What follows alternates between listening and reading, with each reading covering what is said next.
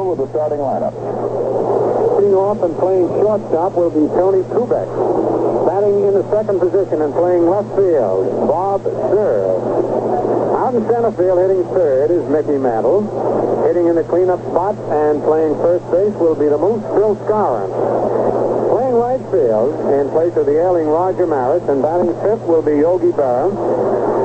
Elston Howard doing the catching and hitting in the sixth position. Playing third base and batting seventh will be Cletus Boyer. Bobby Richardson hitting in the eighth spot and playing second base. And as we told you, doing the pitching and batting ninth, the right-hander Bill Stafford. For the Boston Red Sox, leading off playing second base, Pete Runnels.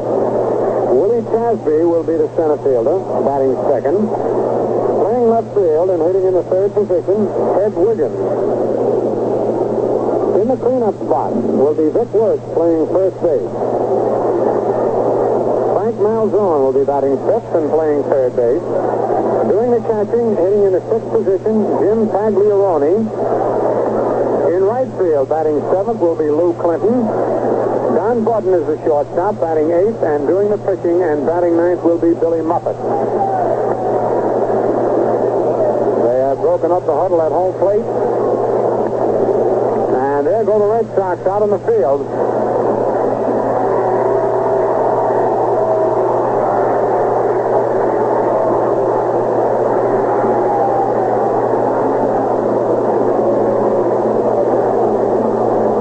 Muppet goes out to the mound. The public address announcer getting ready to make the announcement. We'll now have our national anthem.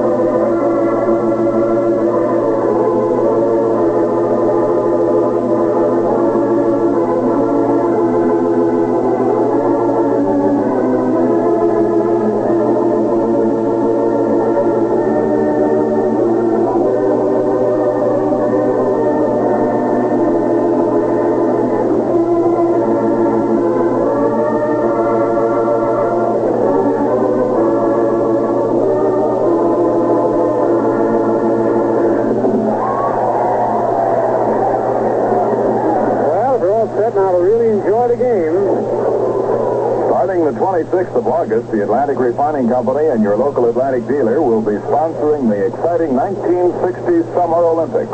Now, speaking about things that are very good, and a fellow I enjoyed listening to, even though I was lying in bed, the voice of the Yankees, Mel Allen. Hello there, everybody. Well, that's a good way. Except that I'm sorry you're ill, Phil. We certainly missed you. I'm delighted that you're back. Many people wrote and asked how you were. Many people asked. And we're certainly delighted that you're back in action, though not yet quite on the beam. Right.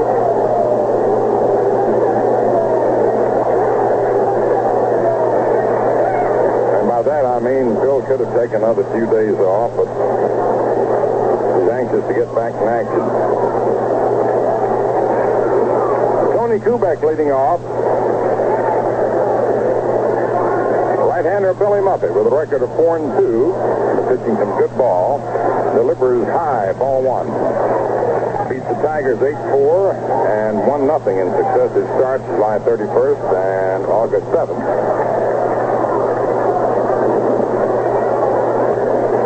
The right-hander's pitch is outside for a ball. Beat the Yankees 9-5 in relief July 10th in his only appearance against them.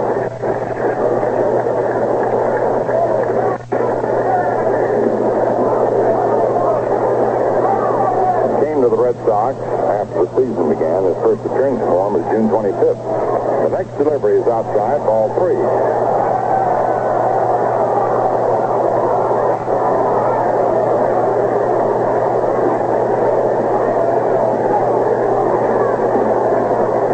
balls, no strikes. Kubek batting 287, looks at the strike. A 3-1 count on Tony.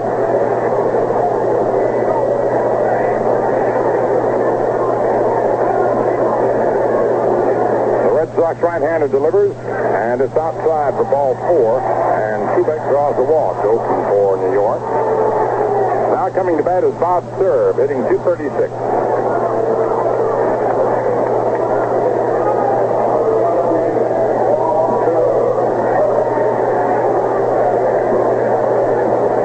Williams is in left, Casby in center, Lou Clinton in right, Frank Malvin in third, Don Budden short, Pete Ronald second, Vic Wurtz first, Jim Tagliarone back to the plate, and Billy Muffett ready to work. Throw over to first, and Kubek is back.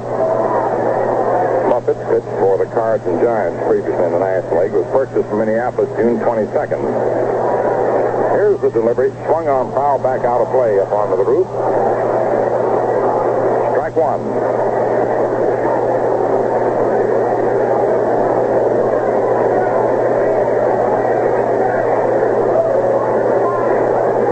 Frank Cruzetti coaching at third, and Ralph Houck at first.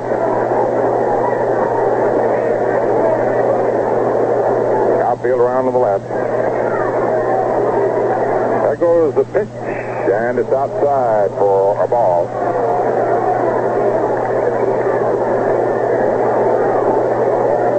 Mickey Mantle on deck, and Bill Skowron to follow.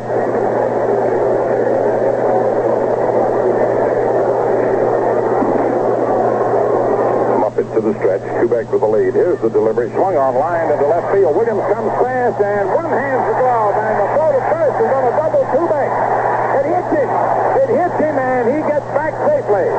Ted Williams raced in, made a one-hand picked up, stab of the ball off the top of the grass. He did not trap it. He caught it. Fired on the first. Kubek was running and was all the way down to second, and would have been an easy double play victim at first. But Ted's throw, which was a true one, happened to have hit Kubek in the back and bounded away, and so he's able to return to first. Sort of like the play that Maris made the other day from right field on Severs in Chicago. Beautiful throw that had him beaten, but hit Severs just as he was sliding. Ted Williams with a sparkling play. Here's Mickey Mantle. Swings and hits the bouncer to second. Runnels up, but it throws to second for one. Force out at second.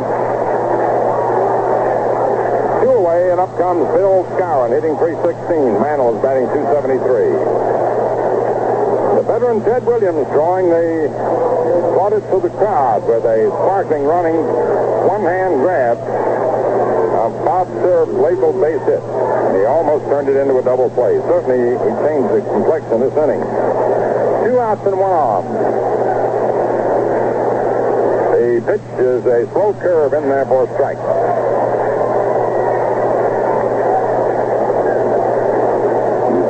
Pete Ronald is shaded well over towards second. Throw over to first. Mantle's on the bag.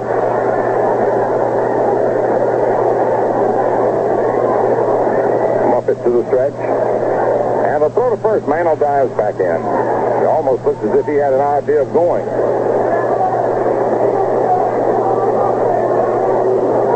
Again the stretch, and the pitch. Another slow curve. It's outside for a ball. Reynolds, the reason I mention his position, doesn't have far to move to cover. 2 long strides, and he's in position to take a throw, which enables the catcher, of course, to get the ball off a little faster. Again, the stretch. The pitch is over the inside corner. Strike 2. 1-2. 1 ball, 2 strikes.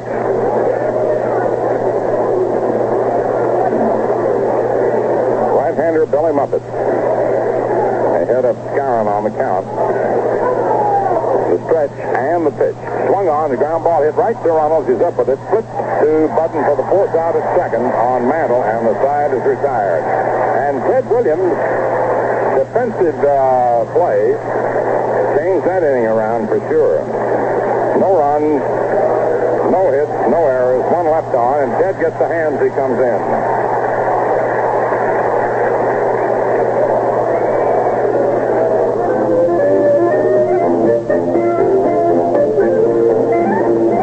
Up in the last half of the first inning for the Red Sox will be Pete Reynolds, Willie Tasby, and Ted Williams. Bill Stafford on the mound for New York. Just purchased from Richmond, a native of Athens, New York. 22 years old on August 13th, wearing uniform number 22, a 6'1", 183-pounder, and an 11-7 record with Richmond. The right-hander's pitch in there for a strike, fastball.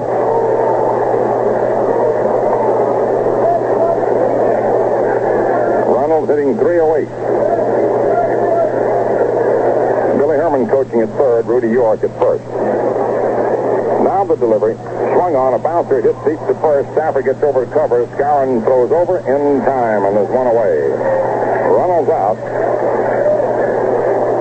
Skowron to Stafford. Here's Willie Tasby, hitting 262, who had quite a day for himself the last time the Yankees were up here, quite a series. The Red Sox made the trade for him, giving Stevens to the Orioles. Right-handed hitter who can hit a long ball. He uppercuts the ball, and so would hit homers frequently in this park. And Bill Stafford's pitch outside, ball one.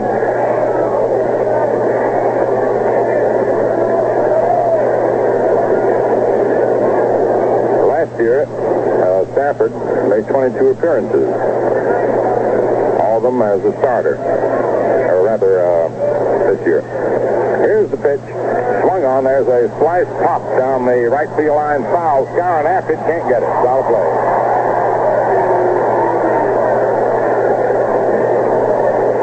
The ball wasn't quite high enough for Moose to get under and wait. He had to keep digging, and the ball was just beyond the reach of his outstretched glove. Chicago and Cleveland scoreless at the end of an inning. And Perry. Washington nothing. Baltimore batting in the first inning. Here's the delivery now to Tasby. And it's inside. Ball 2-1.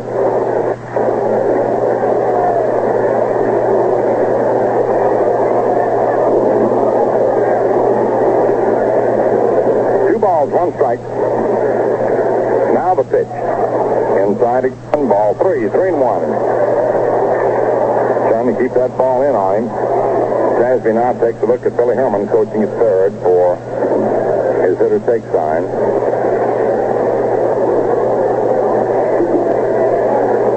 3 balls, 1 strike. Right-hander Stafford pitch in there, strike 2, full count. Threw him a fastball. Yankee outfield tonight consists of Serb in left, Mantle in center, and Berra in right. Yogi shifts a couple of steps more to right center now. Full count on Tasby. And the payoff pitch. Swung on, ground ball hit back through the middle, and it's in there for a base hit. Kubek actually fielded the ball, has just got through, and here's Ted Williams coming up.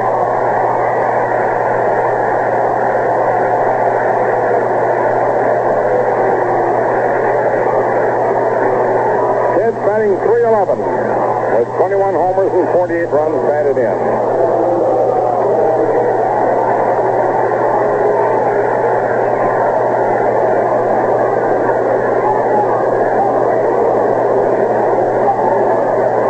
Here's the pitch, and it's in there for a strike.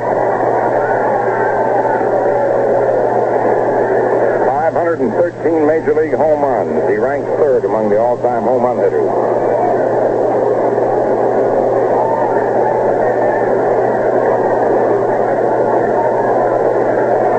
The delivery. Change up is high for a ball, 1-1. Rudy York walks over to say something to Tasby. Vic Wurtz is on deck.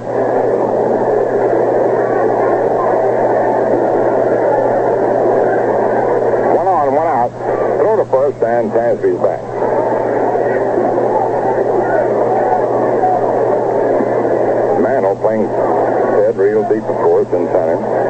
pitch. And it's in there for a strike. 1-2.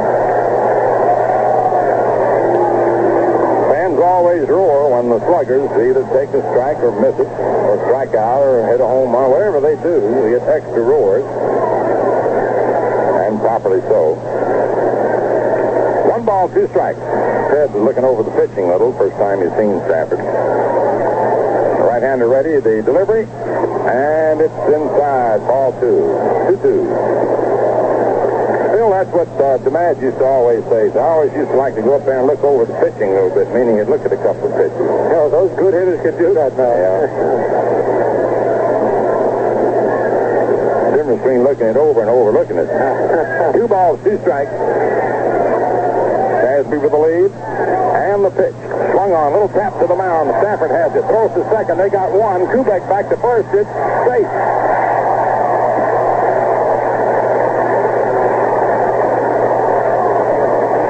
Force out at second. Stafford to Kubek with Williams feeding the relay on the first base. In a high chop to the mound. Now Vic Wurtz steps up, hitting .293. You know, in all the proper glory given to Ted Williams and his great achievements, magnificent achievements at his relatively advanced age as a player, they kind of overlooked what this man here has been doing. The pitch is outside for a ball. Vic's had 15 homers and 78 runs batted in. A man whom many thought was through with baseball a few years ago with Cleveland when he had a mild attack of polio, but he fought back. 35 years old. Here's the pitch.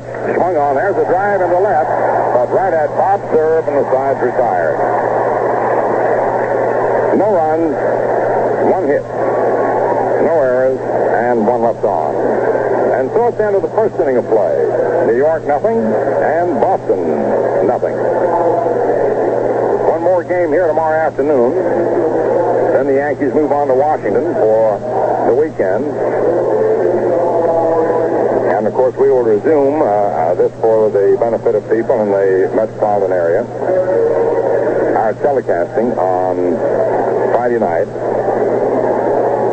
Saturday afternoon, and Sunday. And the Yankees return to the stadium on Tuesday night, the 23rd, with the Chicago White Sox, leading the Western clubs into the stadium for the final time this year. Every game a crucial one now. Not that they haven't always been, but you know, as you get closer to the end, there's less margin for error. Tuesday night, the 23rd, Wednesday afternoon, the 24th, the Chicago White Sox. And then that triple-packed weekend. A twilight doubleheader with Cleveland on Friday night, the 26th, the Saturday afternoon doubleheader on the 27th. The twilighter starts at 6 o'clock, the afternoon doubleheader at 2 on Saturday, and the doubleheader with Detroit on Sunday at 2. Then Kansas City, Tuesday night, the 30th, and Wednesday afternoon, another doubleheader, and that's with Kansas City on the 31st. Yogi Berra at bat in the second inning. Right-hander Billy Moffitt's pitch is outside for a ball. Berra batting .308. Howard and Boyer to follow.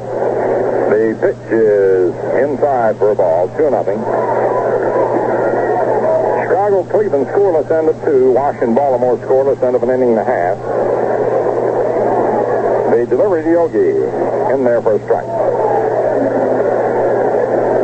And in a tremendous game, the Cubs beat the Dodgers 1-0, getting one in the 9th inning this afternoon. Yogi swings the next pitch, sends a long drive to deep right. Going after it is the right fielder, Clinton. He makes the catch right at the barrier. One away. Yogi sent Clinton to the barrier in right center for his long drive. Philadelphia, nothing. Pittsburgh batting in the first inning. The other 2 games later start. Elston Howard comes up, hitting .249. No score, first half the second inning. The pitch to Ellie is a curveball outside, ball 1.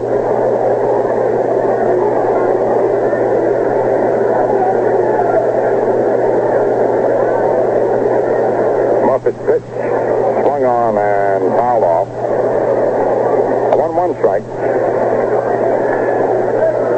Sox have won 8 out of the last 13 games.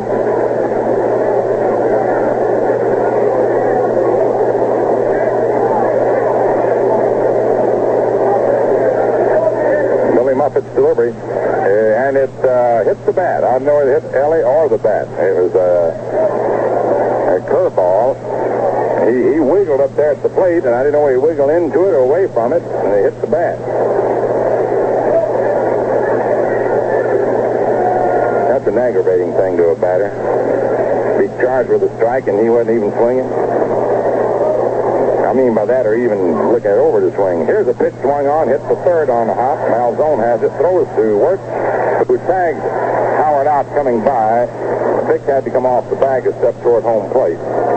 2 down, and now Cleet Boyers batting .263.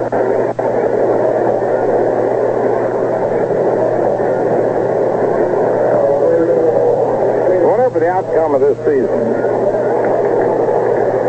a lot of praise must be heaped on the shoulders of this young man.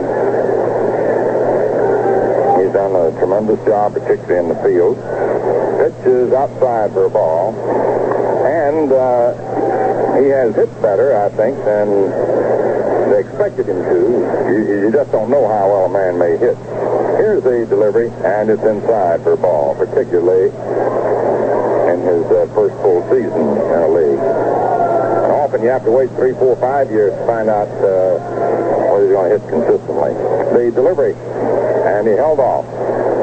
Pitch broke away, 3 balls. 3 balls, no strike.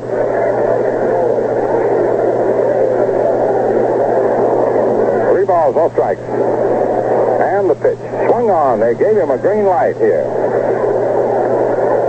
3-1. You have to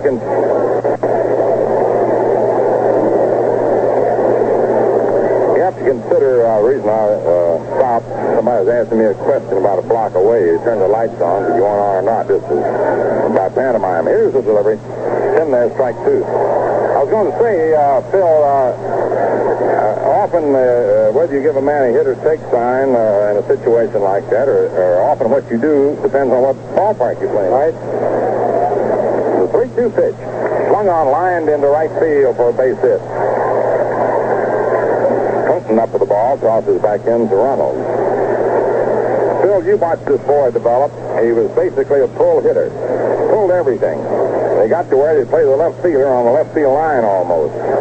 Casey kept urging him to learn to go to the opposite field because he said in the major leagues they're going to catch up to you. And he has learned to do that. He was smart enough to realize that if he wanted to stay up here, he had to play Casey's way. Bobby Richardson at bat. Takes the strike. 0-1.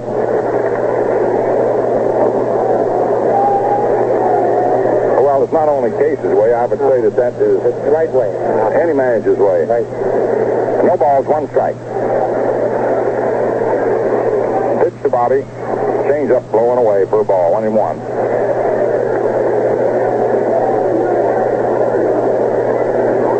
Yanks and Red Sox.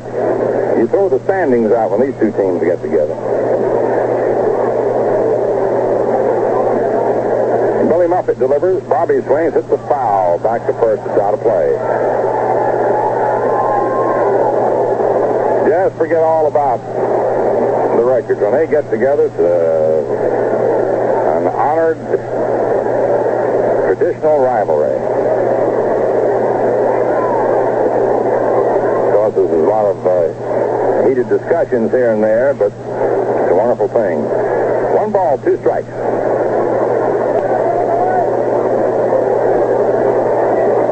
Out in the second inning, no score. Moffitt's pitch swung on and missed. He went for a low fastball. No runs, 1 hit, no errors, 1 left on. At the end of an inning and a half, New York nothing and Boston nothing.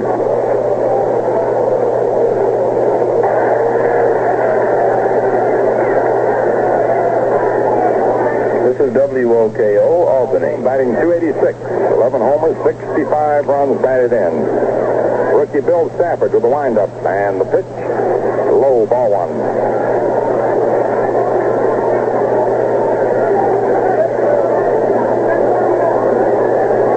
Bill's a newest member of the Yankees. Stafford. the pitch. Swung on, bounced towards short. Kubek takes it on 2 hops, throws on over to Skowron, and Malzone is retired. One away. You know, the last 2 days we've seen an awful lot of folks retired. Naturally, the ultimate number is the same, you know, whether it's different from it's 8.5 or 9 inning game. Jim Tagliarone, whom we haven't seen before, a recent acquisition. Right-hand batter. Recalled from Spokane, July 26th. The pitch is in there for a strike. He's from Michigan.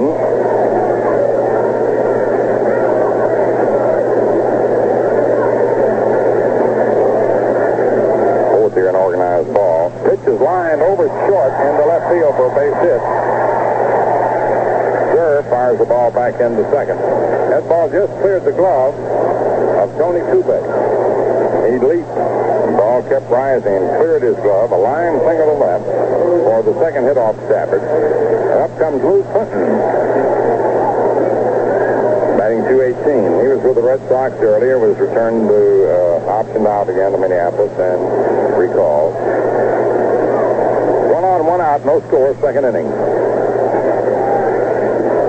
Check for the runner. The pitch in there for a strike, curveball.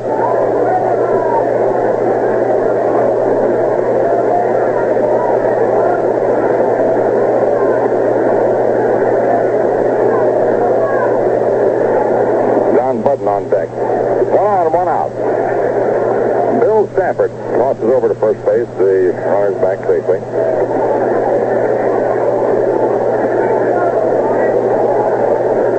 The right hand is the stretch and the pitch.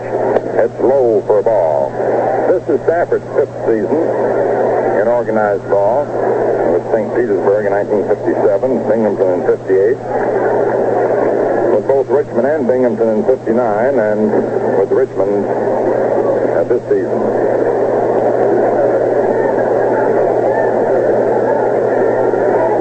Now the delivery. Swung on and foul back.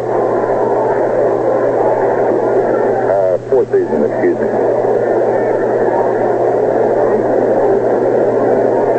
A 1-2 count.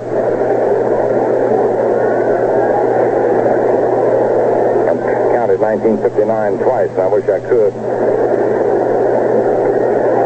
Yanks and Red Sox scoreless. At the last of the second, the Orioles have moved out in front of Washington 1-0 end of 2. Stafford's delivery. Swung on and missed. Strike 3. He got him on a sweeping curve, broke blowing away. Well, Phil, you've seen Stafford now, and only, an inning and 2/3. Have you been able to form much of an opinion about it? I mean on his stuff. Well, it looks like he can mix them up pretty well, and he threw Williams off stride when he was up there, so he must have a pretty tricky delivery out there. Don Budden steps in. Right-hand hitter. The pitch swung on line foul down the left field line. He hit a bullet. Didn't have him off stride, but which brings up an interesting point. I suppose. Well, as a matter of fact, Bill, I've heard, you and I heard the ball players talking about this. You watch what a pitcher is doing. A lot of times they keep getting that first one, getting that first. The guy's taking. All of a sudden, a man walks up and he says, "It's fastball. I'm going to cut." That's probably what he did there, huh?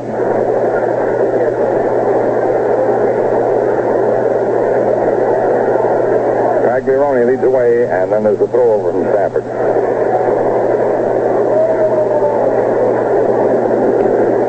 Right-hander again to the stretch. Here's the pitch to Budden.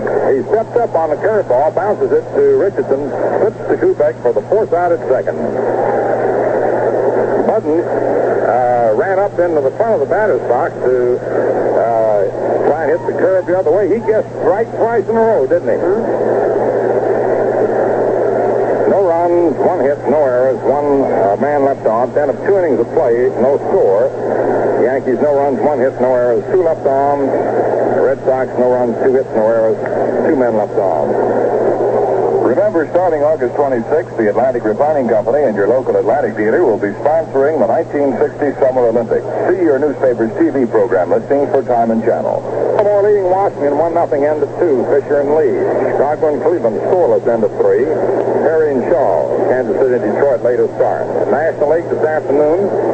Chicago beat Los Angeles 1-0. Hobby beat Drysdale, and it was Ernie Banks who hit his 34th homer in the last 2 innings to win it. Pittsburgh beats the Phils. I'm sorry. Pittsburgh won. The Phils nothing. 10 of an inning and a half. Haddock against Buzzard. Milwaukee, Cincinnati, San Francisco, St. Louis. 2 nights. Remember, the Yankees will be home next Tuesday night and Wednesday afternoon with the Chicago White Sox. And now, with a great deal of pleasure, we hail the return of a man who had a 3-round bout and emerged triumphant.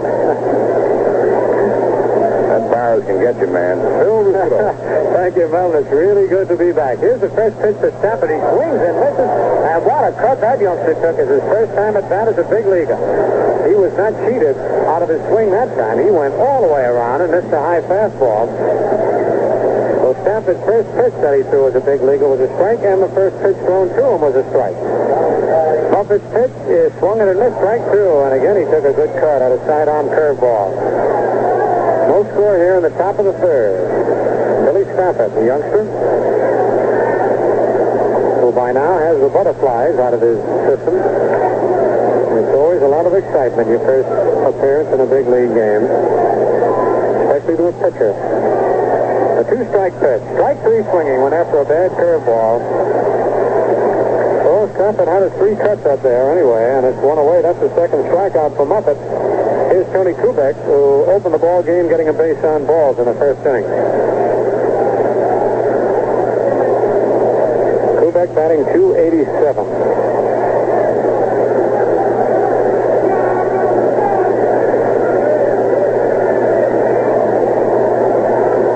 Muppet's pitch to Skowron is on the inside corner, strike 1 call. Johnny Stevens calling balls and strikes. Kubek is a batter. I was looking at Skowron's run scored. The pitch to Tony is a curve on the outside corner, strike 2. 0-2 on Kubek. Tony has scored 56 runs, and Skowron has scored just 46. But if you remember earlier in the year, Moose was doing all the hitting and nobody was driving him in. The pitch is swung and a miss, strike 3. So on 6 pitches, Muppet strikes out Stafford and Kubek here in the top of the third inning. And that last pitch was an upper ball that Tony waved at. Here's Bob Serve, who lined out to left field. Ted Williams making a spectacular shoestring catch on the low line drive. Put the Yankees out of a big inning. 0-0 in the top of the third. Muppet's pitch is a curve inside ball 1. Muppet takes no windup at all, just holds the ball about belt high, and then just wheels around and pitches from that position. Pitch is foul, a lot of play over the roof and back of first. 1-1. Muppet is 6'1", 193 pounds, and he's not a fastball pitcher, so on occasion he can sneak one by you. Likes to mix up his speed, change the paces and curveballs. Here's the pitch. Slow curve, hit on the ground. The shortstop to his left, gloves in one hand, throw to first. Inside for the out. A beautiful play by Don Button as he took a base hit away from Bob Serve.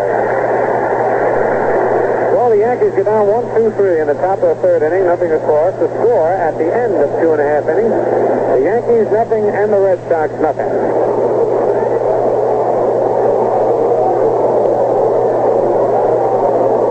Muppet leads off. Billy hitting .238. Bill Stafford, rookie out on the mound for the Yankees. Here's the right-hander's first pitch, and it's fouled off to the right of the plate, strike 1.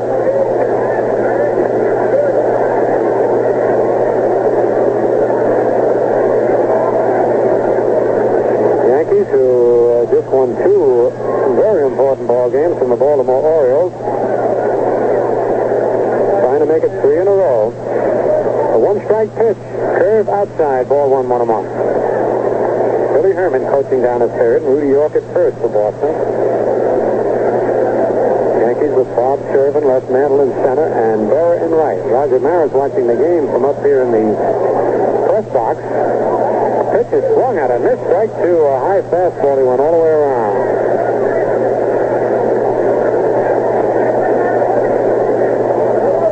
Maris and Yogi's oldest boy, Larry Berra, sitting together, keeping score. The pitch is a curve pop down the right field line. Yogi digging over to his left, going hard, and he can't get it. And he picks it up barehanded. It drops in for a base hit. As Billy Muffett drops a Texas Leaguer in short right field, just inside the foul line, to open up the bottom of the third, and that's hit number 3 off Bill Stafford. It brings up Pete Reynolds, who bounced out to first base in the first inning. Skowron runs out to the mound to talk with Stafford. Muffett takes time to put his jacket on. It's kind of chilly up here in Deantown. And I'm very happy that I brought an extra sweater and a top coat. Even in the middle of the summer, you can get chilly weather up here in Boston. All right, here's the stretch by Stafford. The pitch to Reynolds is inside, gets away from Howard, but not too far. Muffett holds it first, ball 1. And the wind is blowing in from right field towards third base. So any balls hit deep to right will be held up by the wind. Muffett with a short lead at first. Stretch by Stafford. Pitch is hit down the left field line, curving foul, and back into the seats out of play. And the wind helped push that ball out of play. 1-1 on Reynolds. He came into the game batting .308. Left-hand hitting second baseman. On deck is Willie Tasby.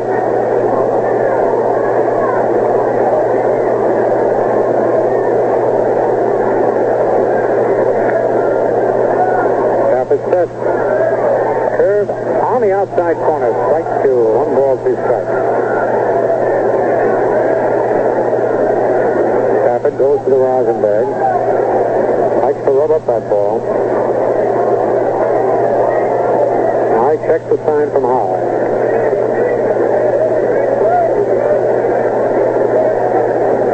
Here's a stretch. Pitch inside. 2-2. Side-arm curveball. Mantle is shading Reynolds over a little bit in left center field. Serve and short left. Left field wall not very deep here at Fenway, just 315 feet down the line. Ready for the 2-2 delivery. Here it is, and it's hit on the ground. Right back to the pitcher. Wheels around, throws to Kubek for 1. The throw to first, double play. That was a nice play by both Stafford and Kubek. Stafford had to wait. The ball was hit back so hard. He led Kubek, who touched second base and fired to first for the double play.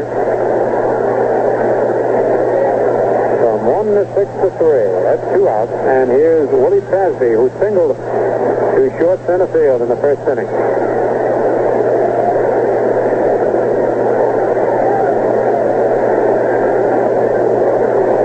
Nobody on. No score. Bottom of the third.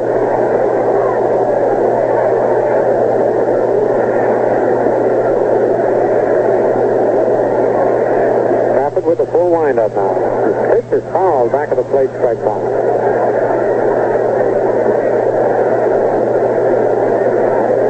And as Mel told you earlier, last time the Yankees faced Tasby here, he had 5 for 5, and he singled his first time up, so that's 6 consecutive base hits that Tasby has had off Yankee pitching here at Fenway Park. 1 strike pitch, low curve in the dirt, ball and 1-1. On deck is Ted Williams.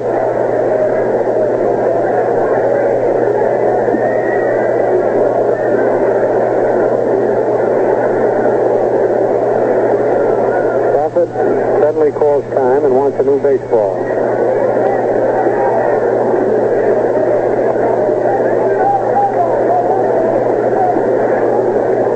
He got the new one, rubs it up, and goes to the Rosenberg. 1-1 the count, 2 out, nobody on.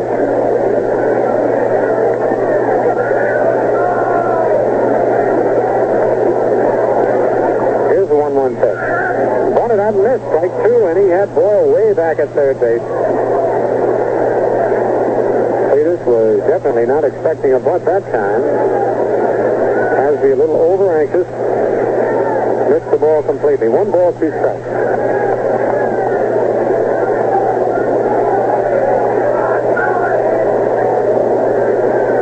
Stafford into the windup. Curve just outside. 2-2. Nice side-on curveball that just missed. Nelson Howard doing the catching tonight.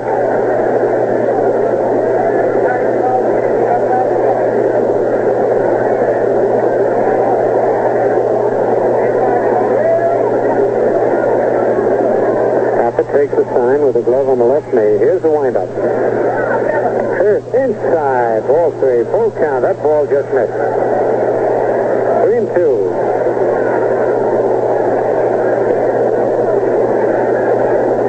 No score here in the bottom of the third.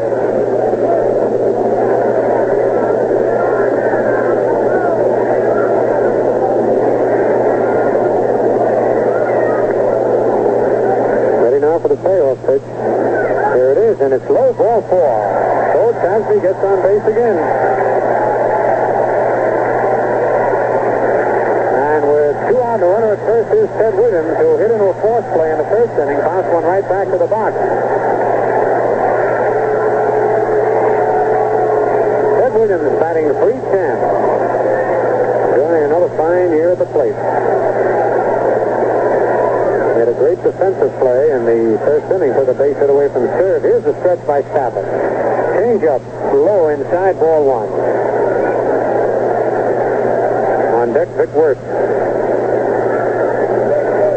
Howard rubs up the ball before flipping it back to Stafford.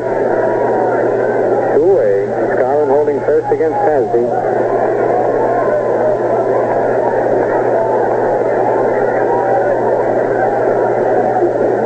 Here's the stretch. Pitch is on the outside corner. Strike 1 call. 1-1.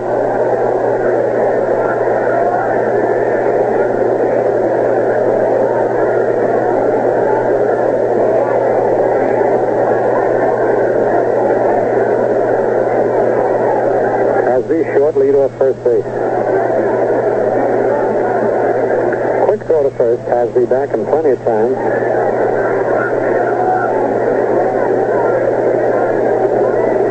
Stretch by Stafford.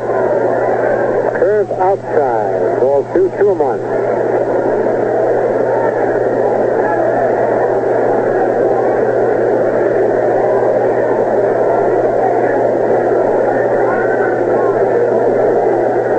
Stafford rubs up the ball again.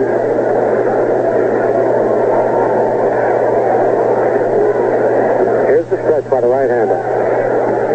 Curve is swung and it missed strike 2, and he took a little bit off that curveball and had Williams way out in front.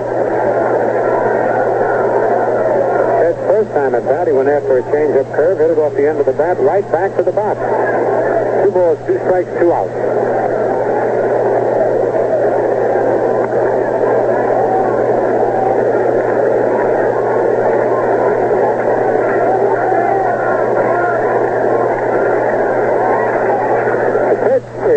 Back up over the upper deck and out of play.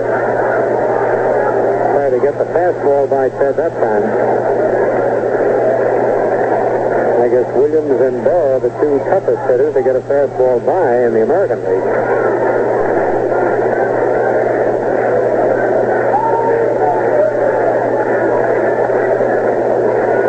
Still 2-2 on Ted. Choking up a little bit on the bat.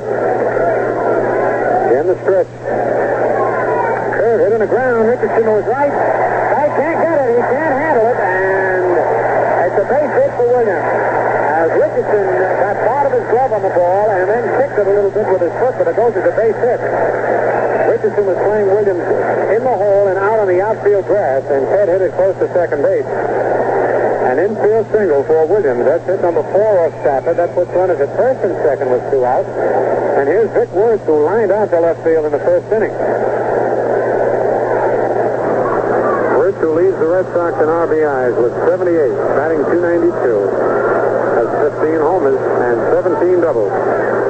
Williams at first, Casby at second. No score, bottom of the third. The stretch, the pitch is on the outside corner. Strike one call.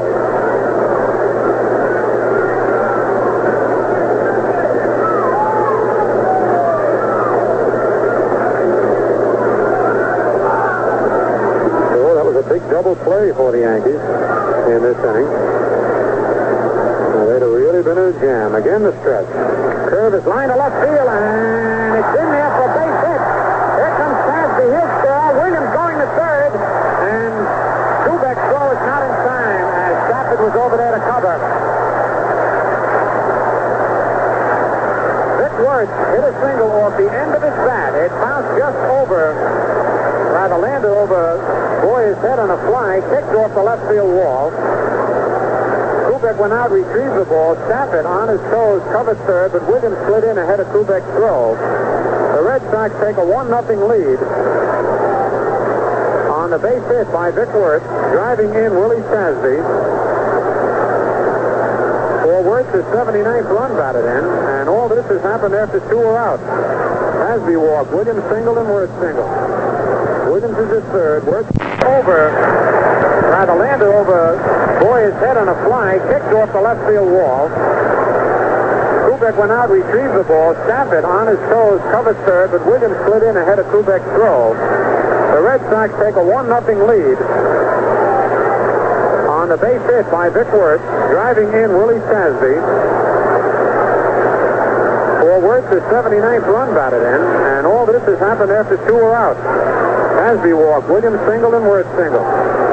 Williams is at third, Wurtz at first, and here's Frank Malzone, who bounced to the shortstop in the second inning. Skowron holding first against Wurtz. The stretch. The pitch is hit on the ground of the shortstop. Kubek coming in, up with a slip to Richardson for the fourth on Vic Wurtz. But the Red Sox break the ice here in the bottom of the third, scoring 1 run on 3 base hits. No Yankee errors. 2 men left in the score at the end of 3 full innings. The Red Sox won, and the Yankees nothing. And right now, let's pause for station identification. This is Quality Modern, WOKO, 1460 on your dial in Albany, New York. 1 minute past 9 o'clock.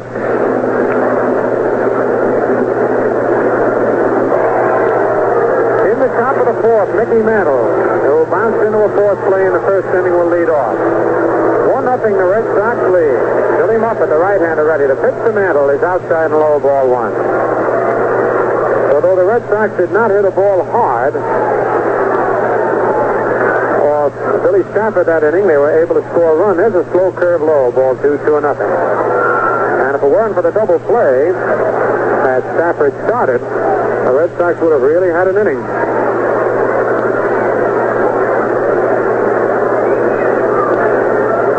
2 balls, no strikes on Mantle.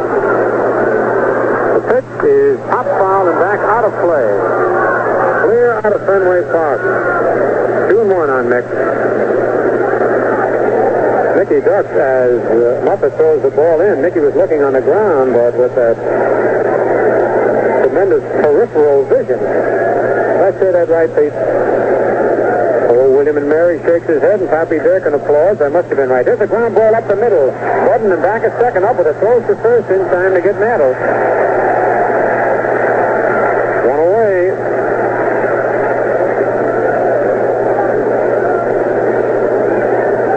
That'll bring up Bill Skowron, who bounced to second base in the first inning. 1 out, nobody on.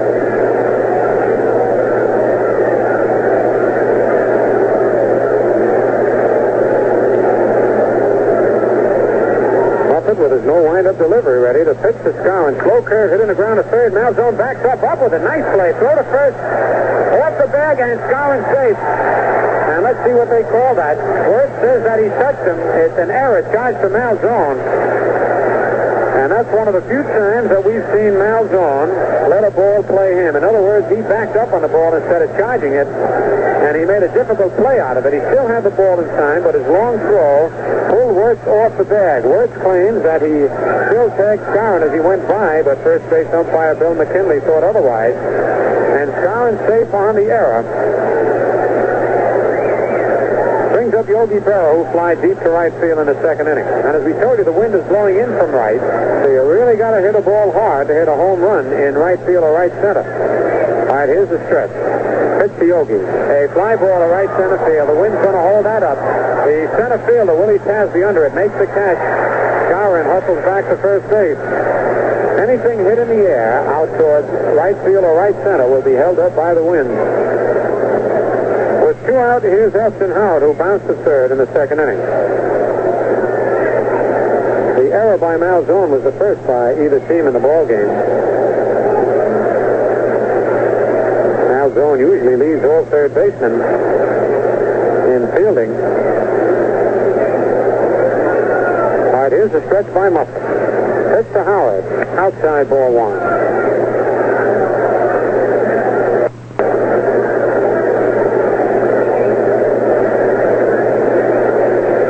Joined the Red Sox late this June. The stretch, the pitch is swung at it, missed strike 1, and Howard had a good ripple at that pitch. 1-1. Muffet defeated the Yankees in a relief role here at Boston back on July 10th.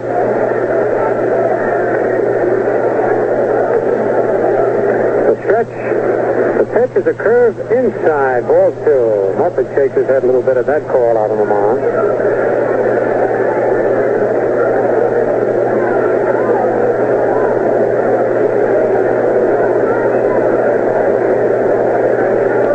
Holding the bag against Skowron. 2 balls, 1 strike on Howard, 2 out. Red Sox lead 1-0, top of the 4th. The pitch hit foul down the third base line, 2-2.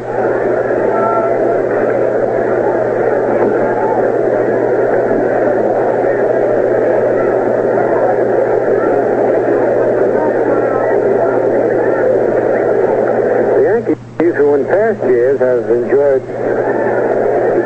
success or more success on the road than at home this year have won. Virus database has been updated. The stretch, the 2-2 pitch, low inside. It brushes Howard back. Full count, 3-2.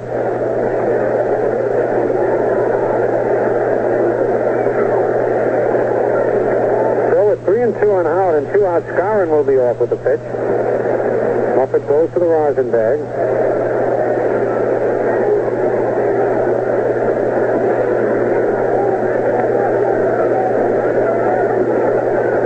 First, but Moose was standing on the bag. He never left it. Howard steps out of the batter's box. Now he's back in, and time is in. Here's the stretch. The payoff pitch is hit high in the air to deep left field. Williams going back near the wall. He's under it, and he makes the catch, leaning against the scoreboard.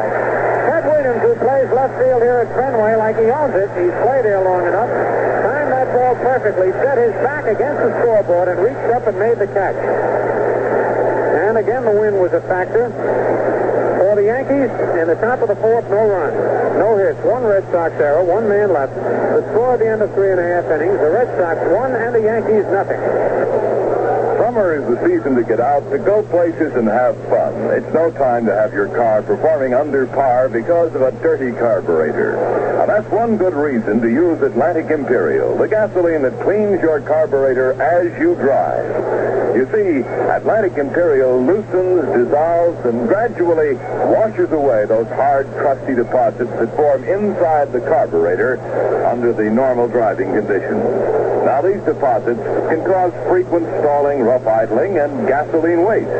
What's more, Atlantic Imperial's protective action keeps those deposits from forming again. Today, more and more people are using Atlantic Imperial in their cars. It's the gasoline that cleans your carburetor as you drive and keeps it clean.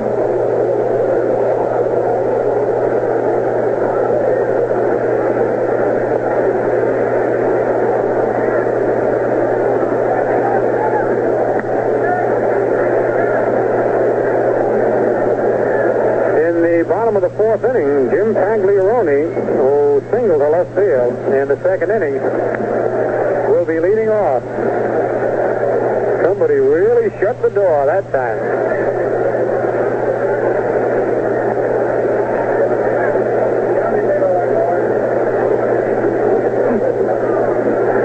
Big right hand hitting catch. catcher. Digging in against Bill Stafford, the rookie for the Yankees. First pitch is low outside, rolls away from Howard. Ellie chases it back to the screen, ball one.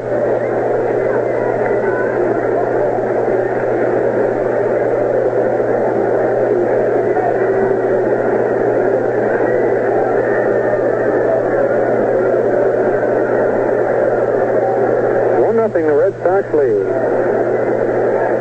Tagliarone's a big boy, 6'3" and 190 pounds.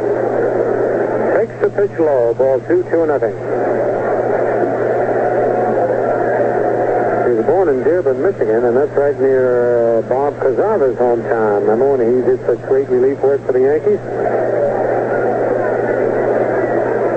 Bob lived in Wyandotte. The 2-0 delivery is a swing and a ground ball to third. Boyer comes in, gets it on the big hop. There's throw to Skowron, backhanded, and it's one away. Well, out here's Lou Clinton, who struck out in the second inning. Clinton has taken over since the unfortunate illness by Gary Geiger, who is having a great year, batting .301. Fortunately, Gary looks like he's going to be all right and back in action again next year. The pitch to Clinton is fouled right over towards the Yankee dugout, strike one. Clinton, a right-hand hitter, holds that bat way down on the end.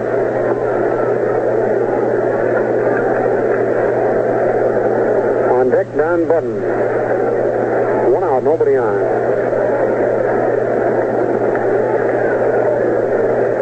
Inside, ball 1-1.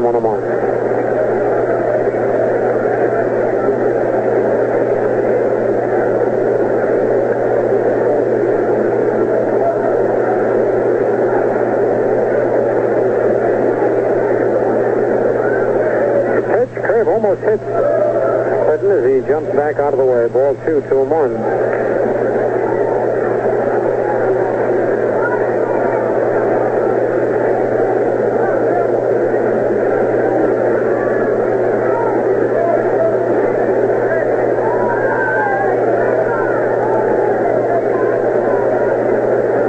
One strike. One out and nobody on. Red Sox leading 1-0 in the bottom of the fourth.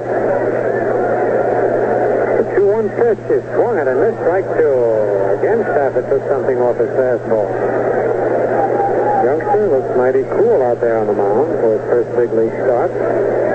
Just 22 years old.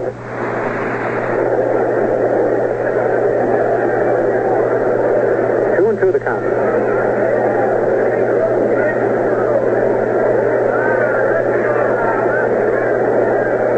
Curve swung it and missed, strike three, and the second time in a row that Clinton goes down swinging.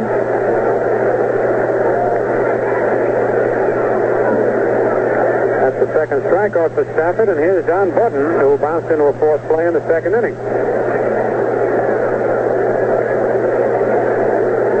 Right-hand hitting shortstop with a closed stance. Two outs. His pitch is right down the middle, strike one call. And he had a little extra on that fastball.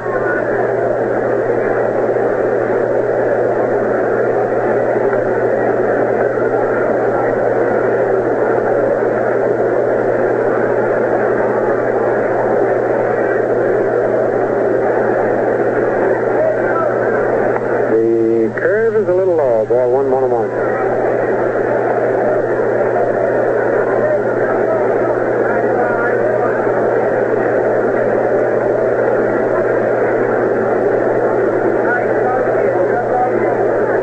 Stafford's 1-1 delivery. He swung at it, missed, strike two. He threw a fastball right on by him.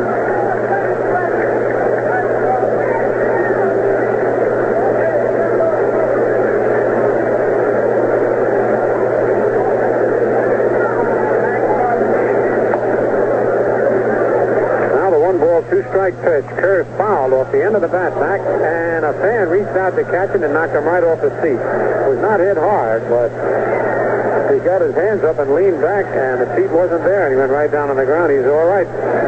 He did not get the ball, though. He slowed it down for a fan in front of him to get it. 1 ball, 2 strikes. Muppet revs up the new ball.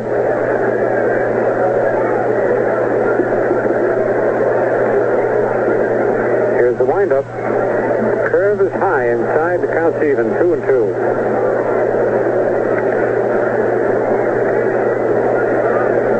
Mantle is deep and over towards left center on Button. Don has 17 doubles, 3 triples, and 6 homers.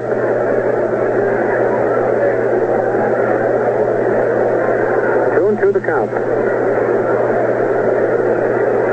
Pitch is a curve hit on the ground. The boy who was left off his glove rolls into short left field. And Button is on.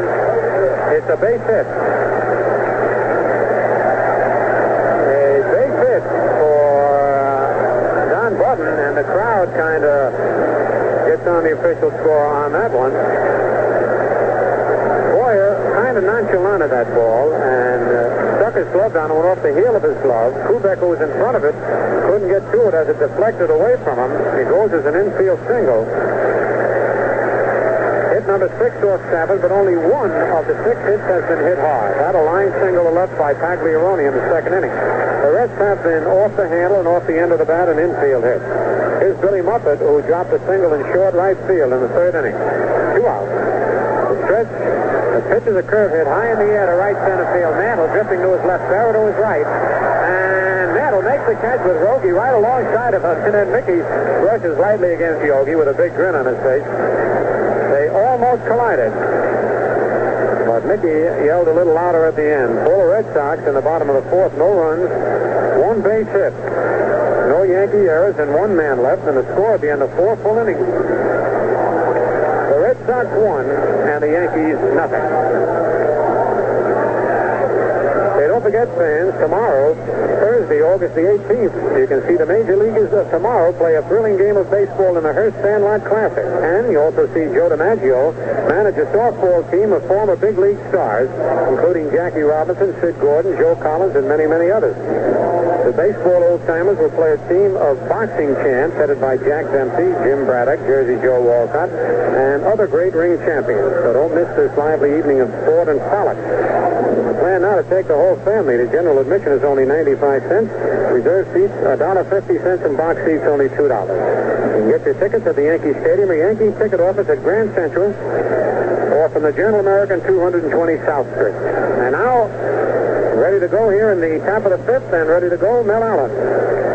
And I'd like to remind you that your host for the remainder of the game, the Crisp Refresher Ballantine Beer.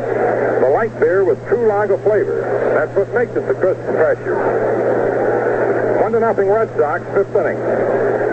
Big Boyer at bat. Muppet pitch is swung on, hit foul, deep down the left field line and out of play. Strike 1. It's the bottom third of the Yankee order. Richardson and Stafford to follow.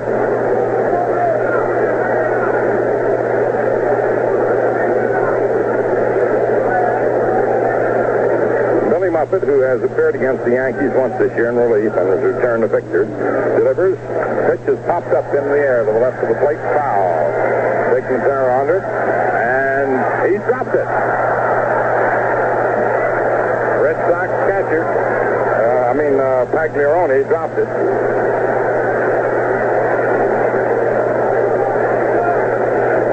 He's charged with an error.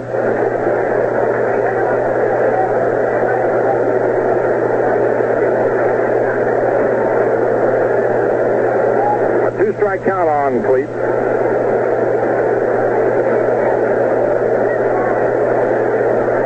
Struck out in the second inning. Hitting .261. Right-hander Billy Muppet ready to work. Check that. Here's the pitch that's outside. My eye wandered down to Richardson's line in the order. Boyer single to right in the second inning. Richardson struck out. 1 ball, 2 strikes. Sometimes have a wandering eye. 1 ball, 2 strikes, and the pitch is swung on and hit right to second baseman Pete Runnels to put the first in time. He was playing Boyer almost right back to second. Had perfect position on him.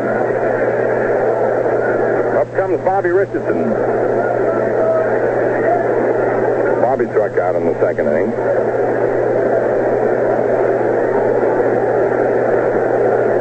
2-0 Red Sox, first to the fifth. Muppet's delivery, swung on, foul tip, strike one.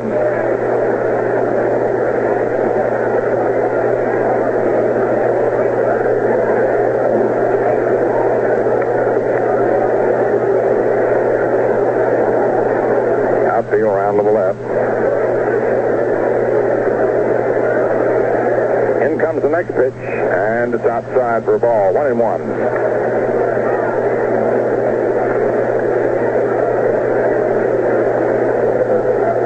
One strike. Muppet delivers. Bobby swings at the changeup, grounds it to third. Malzone up with it, flips on to first to Wurtz, and they're 2 away. 2 up and 2 down in the fifth inning. And Bill Stafford is coming up.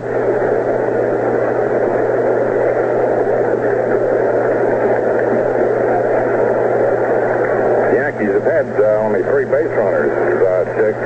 Hasty, let's see. 1, 2, 3. Kubek walked. Boyer singled. Garon got aboard on an error. The pitch is bunted, but strikes toward the mound. Muppet up with it. Throws on to Wurtz, and the side's retired. No runs, no hits, no errors, no one left on.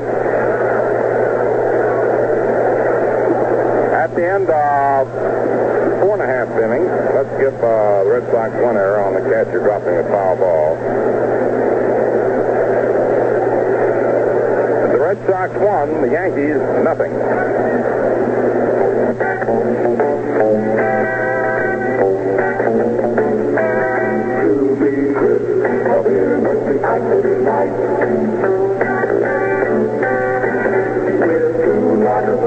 Precisely right. Lively golden, crystally clear, the crisp refresher. Valentine beer. Hey, get your cold beer. Hey, get your Valentine. Hey, get your cold beer. Get your ice cold Valentine beer. Get your ice cold Valentine beer. Get your ice cold Valentine beer.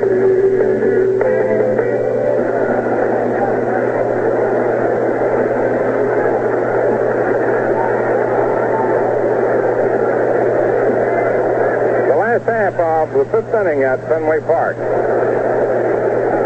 The Red Sox leading 1-0. It's the top of the order right now. Pete Runnels, Willie Tasby, and Ted Williams. Runnels grounded to first and hit to the box into a double play. Rookie Bill Stafford delivers. Low, ball one.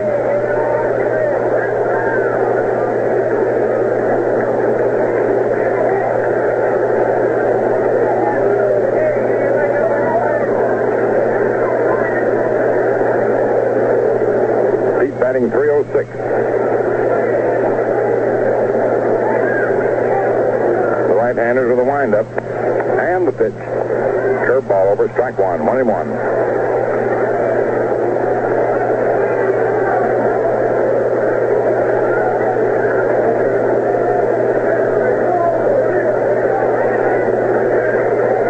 Outfield round toward left.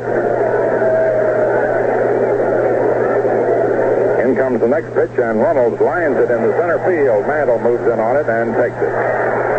1 away. Runnels lines out to Mantle. Here's Willie Tasby, who singled to center and drew a pass. The only walk thus far issued by Stafford, but it turned out to be a vital one and a crucial one. It came with 2 outs in the third and was followed by singles by Williams and Wurtz to produce the Red Sox run by which they now lead in the fifth inning 1-0. Here's the delivery, and Tasby takes it over the inside corner. Fastball, strike one.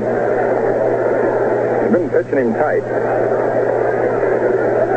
Maybe in my imagination, but it seems to me that Tasby is backed up just a little bit from the plate over what he has been the first couple times up. Change up is high for a ball, 1-1. always amazes me, and you can sit upstairs, and a hitter may adjust his stance slightly, that is, in proximity to the plate. Now, this time, Tasby's front foot is moved into the plate a little bit more. Here's the pitch, and it's low for a ball. I started to say, and it's so imperceptible, but Phil, that time he could see, and he moved in, didn't he? He sure did. He's trying to figure out Fox to tap it out on the mound. That's why you notice the catcher often when he goes down and gives a sign, look at the feet of the batter and see how they're positioned. 2 balls, 1 strike.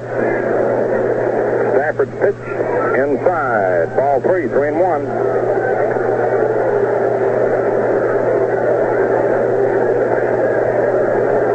Williams on deck and Wurtz to follow.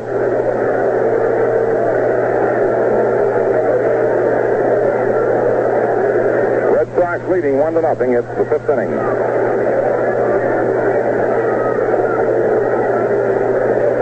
Now the 3-1 pitch. It's in there, strike 2, full count.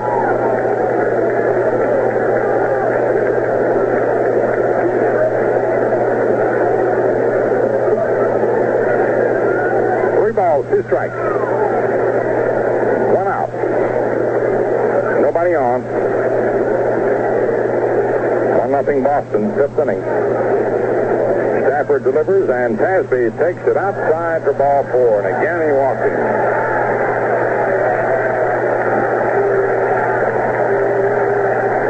Second time in a row, Tasby's walk ahead of Williams and Wurtz.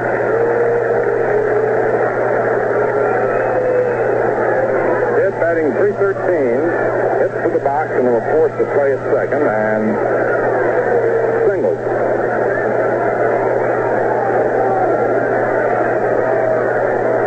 One out. Stafford to the stretch. The pitch to Williams. Swung on. Ground ball hits the Scowen. Backhands it. Throws down to Kubek for 1. Back to first. Too late. They got Tasby. The throw from Scowen pulled Kubek not off the bag, but forced him to lean far toward the home plate side and reach for the ball so that he was not in position for a stand-up throw to first where he could get any steam behind it, and thus defeated the double play. It's the 4th out at second. Scowen to Kubek. Williams on first, and the batter is Wurtz, who flied to left and sliced the single to left to drive in the Red Sox run in the 3rd inning. Stafford's pitch in there, strike 1, fastball.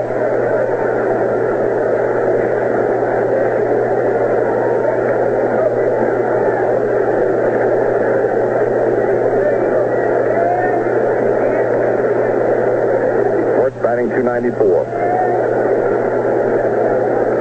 Here's the pitch, and it's a curve going inside. 1-1, almost got away from Howard. Frequently on balls like that, Ellie will fake or try to decoy a runner by faking a fastball. 1 ball, 1 strike. Frank Malzone on deck.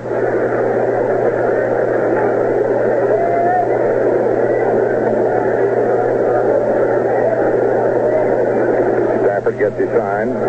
Scowen station just stepped in behind Williams at first. Right-hander ready. Here's the pitch to Wurtz. It's outside for a ball. 2-1.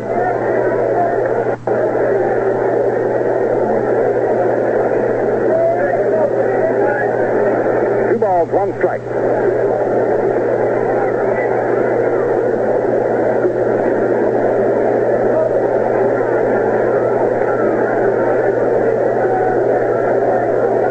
The rookie right-hander once more to the stretch. Here's the pitch, and Wurtz fouls it back to the screen. The count is 2-2. An afternoon game here tomorrow. Our air time is 1:25. On Friday night, Saturday afternoon, and on Sunday, we will televise the road games from Washington, as well as radio them.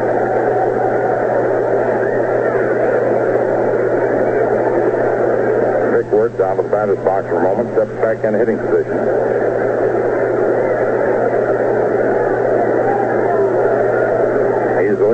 Red Sox RBI man with 78. That's 79 now.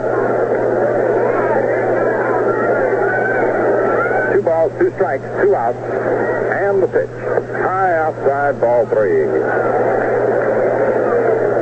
Full count.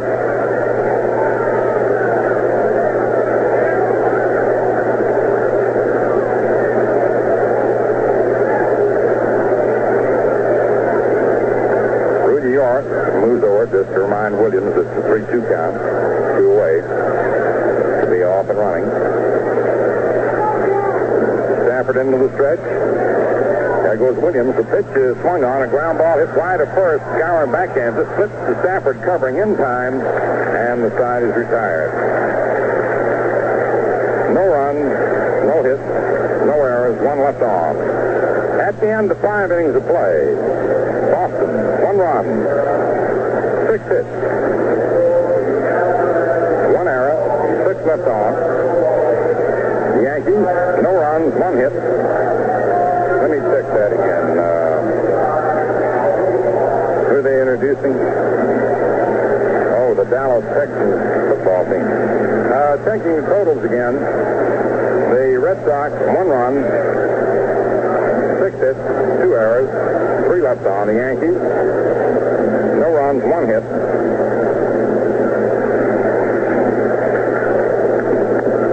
No errors and 6 left on. Tony Kubek, batting in the 6th inning, fouls the first pitch off for a strike.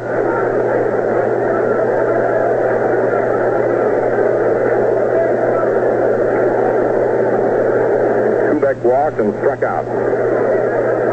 And the delivery way outside for a ball, 1-1.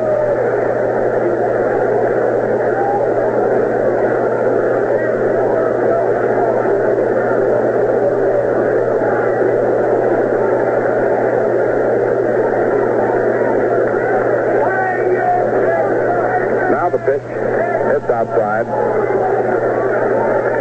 2-1.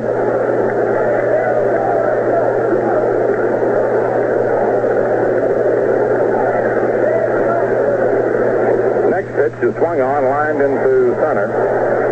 Nasby grabs it and has 1 away.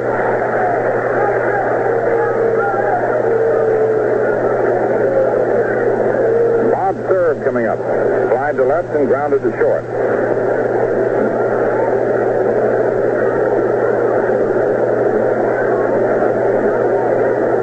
Billy Muffett pitching for the Red Sox.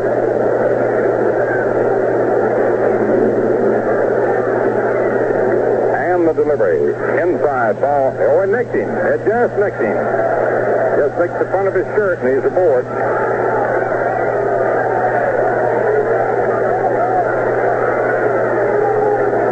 One on, 1 out. Here's Mickey Mantle, grounded to second and grounded to short.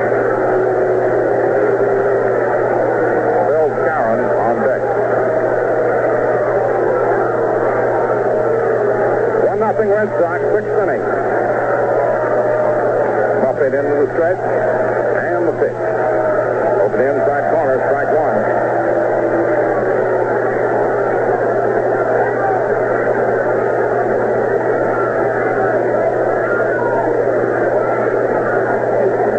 Right-hander ready. Here's the pitch. Slow curve inside. Ball 1, 1-1. Muffett working rapidly.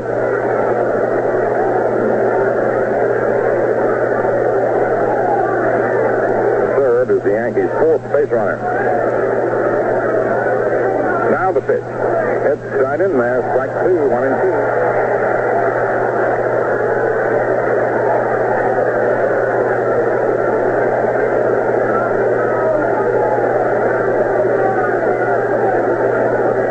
Right-hander again set.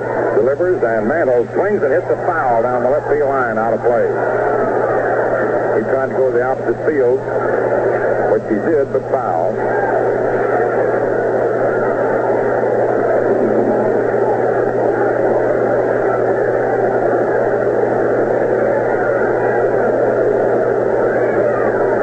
Muffett again ready. And the delivery. Swung on. There's a drive into right field, and the ball's in there for a base hit. Serve around second on his way to third. Mantle stops at first, and there are runners on first and third. That's the second Yankee hit. Boyer having singled in the second inning. And there are now runners on first and third with one out. Red Sox leading 1-0, and the batter is Bill Skowron, who's grounded to short and third.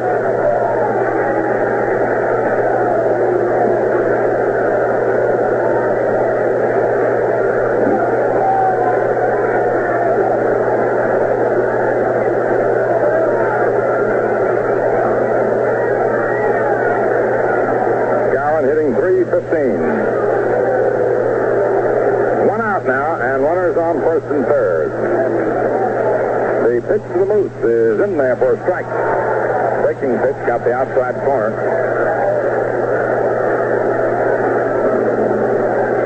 Runnels is playing Skowron way over towards second base. Wurtz only against Mantle. He's got a good ground shot between the two. Here's the delivery. Swung on and fouled back out of play, and he's quickly in the hole, 2 strikes.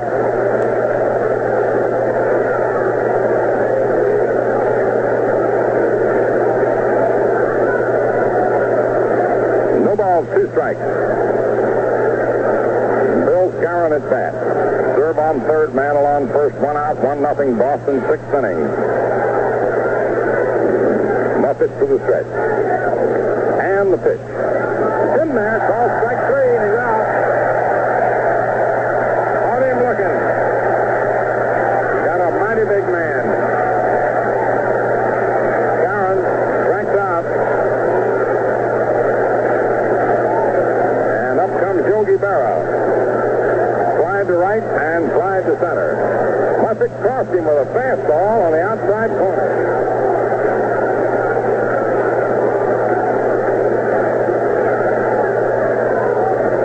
Jim Tagliarone goes out to talk to Muppet.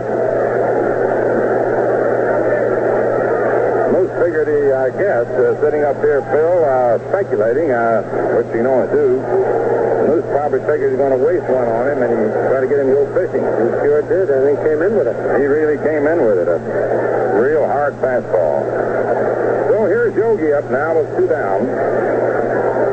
Red Sox leading 1-0. Billy Muppet's pitch. Up high, ball 1.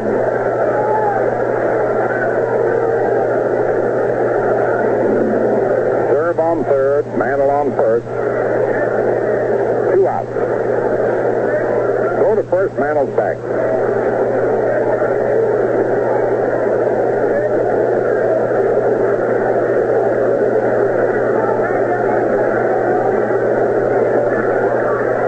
Right-hander set.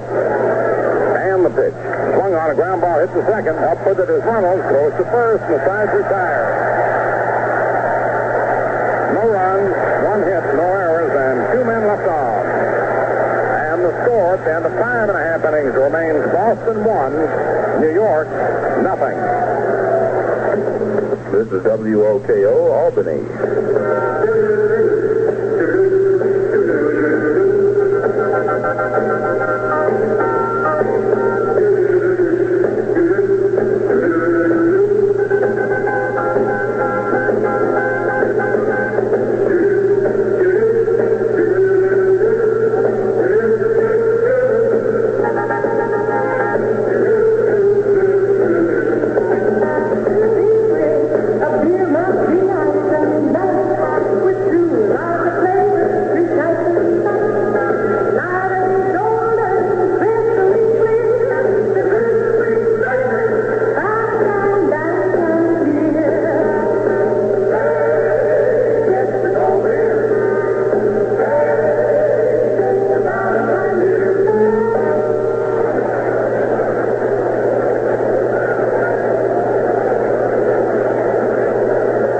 Half of the 6th inning, 1-0 in favor of Boston. Frank Malzone will lead off, batting 5th in the order, to be followed by Jim Tagliarone and Lou Clinton. 1-0 5-0 Boston as the Yankees further away their first opportunity to score in the sixth. And Billy Muffet, who has turned in a tremendous game, striking out Skowron, a key man. Billy Stafford delivers to Malzone, curveball over, strike one. And this rookie, by the way, in his first major league start, regardless of what may happen from here on in, has turned in an outstanding job. The pitch to Malzone has been there. Strike two, beautiful changeup. Malzone grounded to short twice.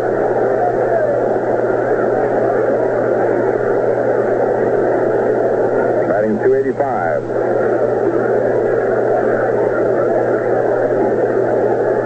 Stafford pitch, fastball cut on and fouled back, out of play. No balls, 2 strikes.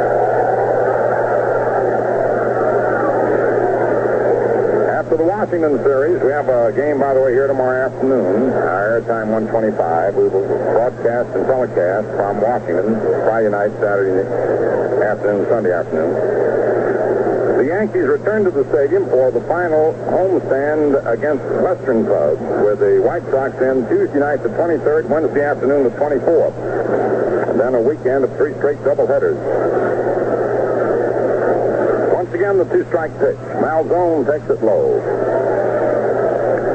A regularly scheduled night game with Cleveland on Friday night the 26th has been made into a twilight doubleheader because of repeated washouts.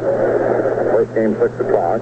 An afternoon doubleheader with Cleveland on Saturday, which will start at 2 o'clock. And a regularly scheduled Sunday doubleheader with Detroit on the 28th. Now the pitch.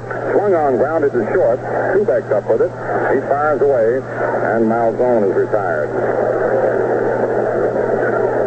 Now Jim Tagliarone. Swing to the left and grounded to third. Tall right-hand hitter.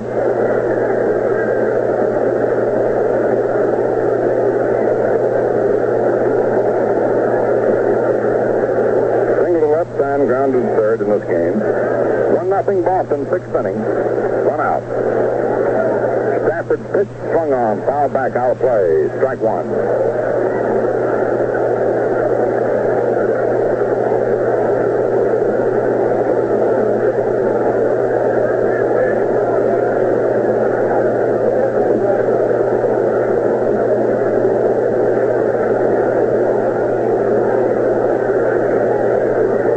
Taking no time right now.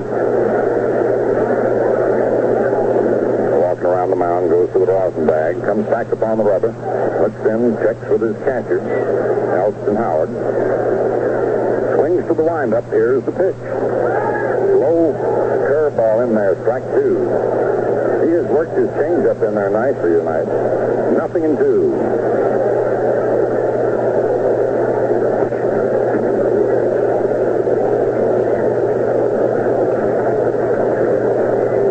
Delivery. It's low and inside. 1-2.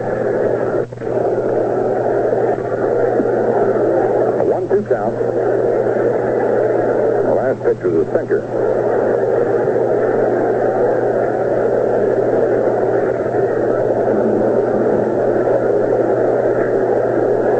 The right-hander ready to work. Here's the pitch, and it is swung on, grounded sharply. It's almost grabbed by Boyer, backed him up a step, but he throws on the first to get his man. A wicked shot. It's just a couple of feet out in front of him. Dropped it. Fell back a step. Then moved on to meet the charge. Here's Luke Clinton. Twice has struck out. The Red Sox won, the Yankees nothing. It's the 6th inning. Stafford pitch is over the inside corner for a strike.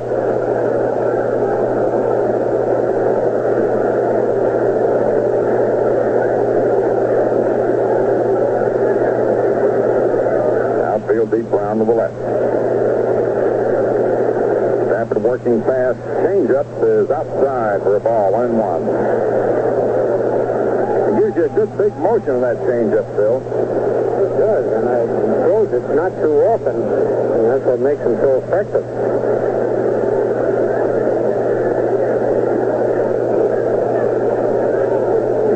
pitch to Lou Clinton. Swung on line to left. Bob Serve waits and takes it. And the side is retired.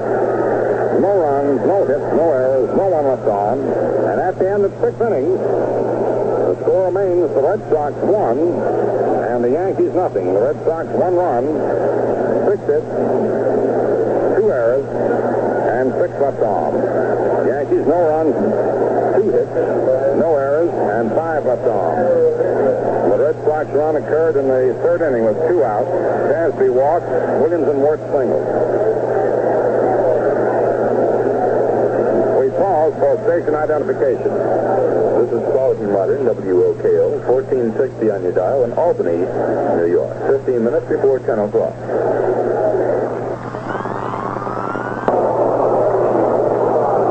Baltimore's leading Washington 3-1, end of 6. Chicago 2, Cleveland nothing, end of 6. Detroit 2, A's nothing, end of an inning and a half. National League, Cubs beat the Dodgers this afternoon 1-0. Tonight, Pittsburgh 4, Phils 1, end of 5. Braves 5, Reds 1, end of 1. Giants Cards scoreless at the end of an inning and a half. Now to the 7th inning. Red Sox 1, Yankees nothing. Here's Phil. Okay, Mel, the first pitch to Elston Howard is a slow curve that's a little low, ball 1. Howard bounced to third and flied out deep to left, sending Ted Williams against the left field fence for his long fly. The next pitch is on the outside corner for a called strike. 1-1. 1-0, the Red Sox lead. They scored in the 3rd inning. And it's held up so far. The pitch is hit deep to left center field, high and deep. Dasby back in front of the wall. And he leaps, he can't get it. It's off the wall. Williams plays it. Howard's in with a double.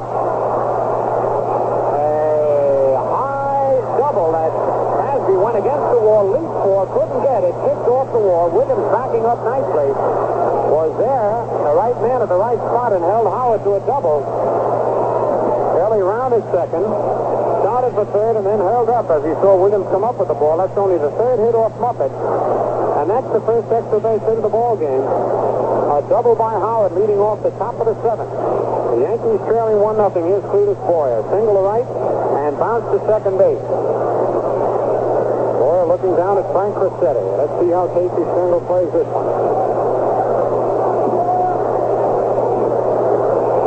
Zone in at third, and Wurtz is in at first. Here's the stretch. The pitch is swung at, missed, strike 1.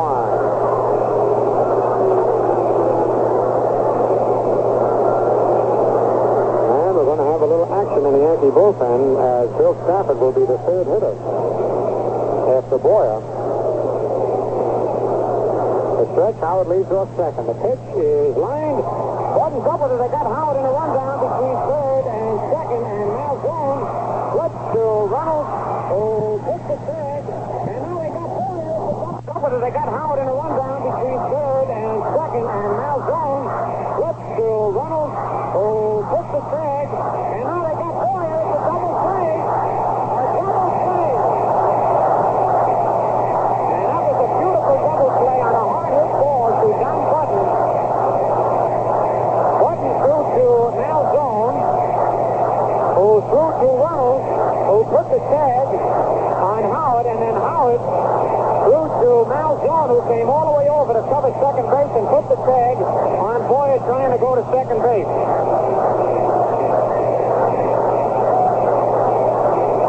One of the most unusual double plays that you'll ever see. From the shortstop to the 3rd baseman to the 2nd baseman who made a put out, and then a throw to the 3rd baseman who made the put out. Mal Zone with heads up defensive play. A hard hit ball takes the Yankees out of an inning. It's 2 outs. And here's Bobby Richardson, struck out, bounced to 3rd. 2 out. The pitch is lined right at Bigboy to make the leaping one-hand catch for the out. The Red Sox with fine defensive play, backing up the stout pitching by Billy Muppet. The Yankees had their best scoring opportunity. No, I wouldn't say the best. They had runners at 1st and 3rd earlier and couldn't score. And so for the Yankees in the top of the 7th, no runs on 1 hit. No Red Sox errors and nobody left to score at the end of 6.5 innings. The Red Sox won and the Yankees nothing.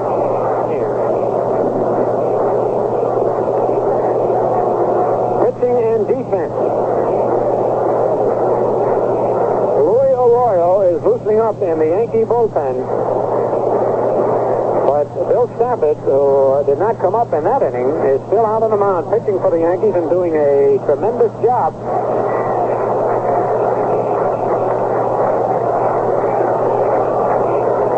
Little Larry Burrow, who made the trip with his dad, enjoying the game. He's as excited as the Yankee ball players, sitting up there in the radio booth with us. All right, Don Button, the shortstop, leading off. Bunts the first pitch, foul, strike one.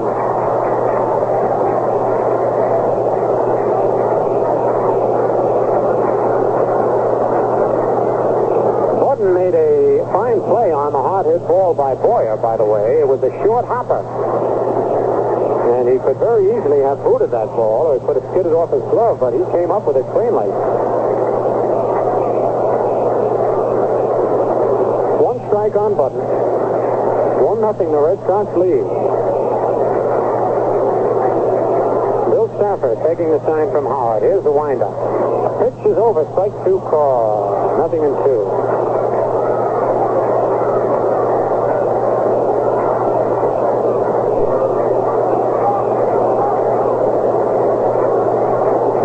Bottom of the 7th. Here's a 2-strike pitch. Low inside, ball 1. So Stafford will be the leadoff hitter. Due to come up in the top of the 8th, but with Arroyo warming up, Casey will probably go to his bench, which will be a tough break for the youngster who is doing quite a job in his first big league appearance. The pitch to Button is a curve hit foul down the third baseline. 1 ball, 2 strikes.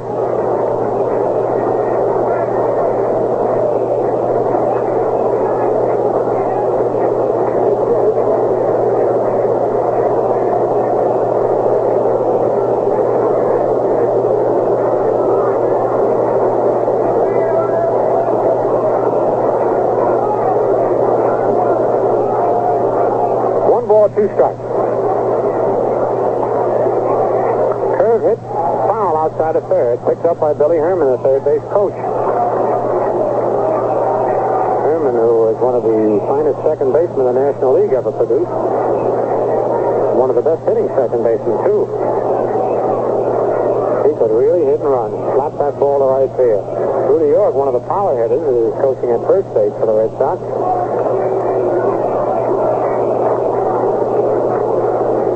One ball, 2-strike pitch is hit slowly down to third. Boy is going to have to hurry. He can't make the play. It goes as a base hit. Another infield single for the Red Sox. And of the 7 base hits that the Red Sox have off young Bill Stafford, 6 of them have been of the infield variety. Only 1, well, no, take that back. There were 2. A single by Tagliarone in the second and a single by Muffet in the third. It brings up Billy Muffet, who singled and fly to center field.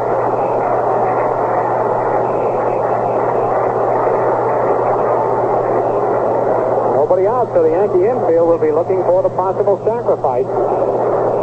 Garin is holding the bag at first base. Button has 2 infield singles, both to third base.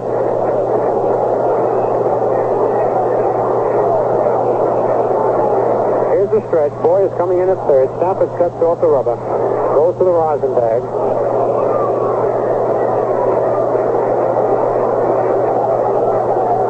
The pitch is bunted back to the box. Stafford up with it. Throws to second. Not in time. Everybody's safe. All hands are safe.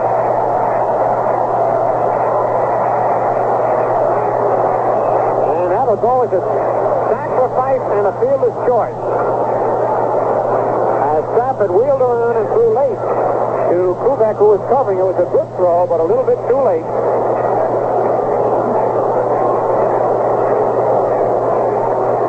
And it brings up Pete Runnels. And little Larry Burrows yelling now for the triple play. You can tell he's a Yankee fan. Pete Runnels bounced to first, hit into a double play, and lined to center field. Once again, the Yankees will have to be on alert for a possible sacrifice attempt, with Billy Muffet, who's putting up his warm-up jacket at first base, and Don Button, who beat that throw to second base.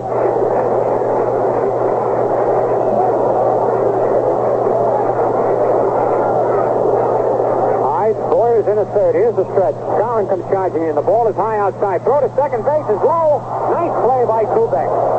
As Howard's throw was in the dirt, and Kubek blocked it with his body and scooped it up. That could easily have gone out to center field. Ball one on Pete Runnels.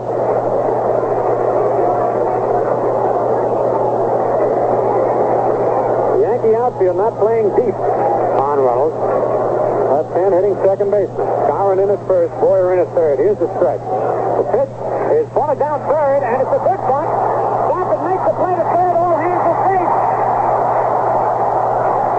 And he would not have gotten Runnels at first base. And that's a base hit for Pete Runnels on a perfect bunt down to third base, and Stafford made a fine attempt. His only chance was to get Button going into third. He wheeled and threw as he fell to the ground, but the throw was a little late. And all hands are safe. A bunt single for Pete Runnels. The bases are loaded with nobody out, and the batter is Willie Tasby. Tasby has singled and walked twice. He has scored the only run of the ball game. Tasby now walking down to third base, wants to talk with Billy Herman, the third base coach.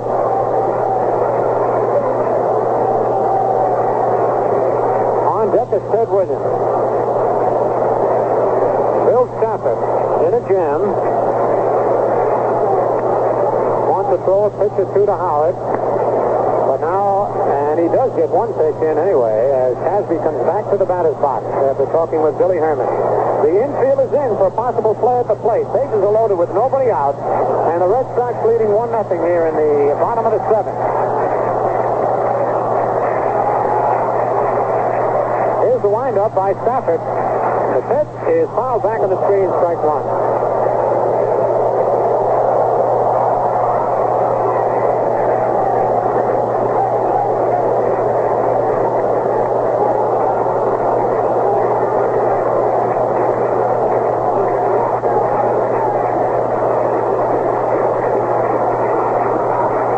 One strike on Willie Tasby. Outfield playing him straight away. The pitch is a ground ball. Kubek up, and it comes to the plate. In time to get the runner at the plate. No chance for the double play as Howard's throw was laid back to first. A nice play by Kubek, who went near second base to come up with that ground ball and fired to Howard in time to nip Button. The bases remain loaded, and here comes Ted Williams.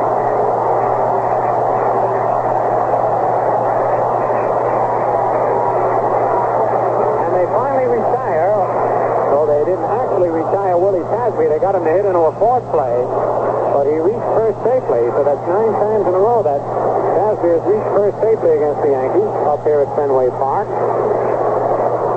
Williams bounced into a fourth play, beat out an infield single, and bounced to first.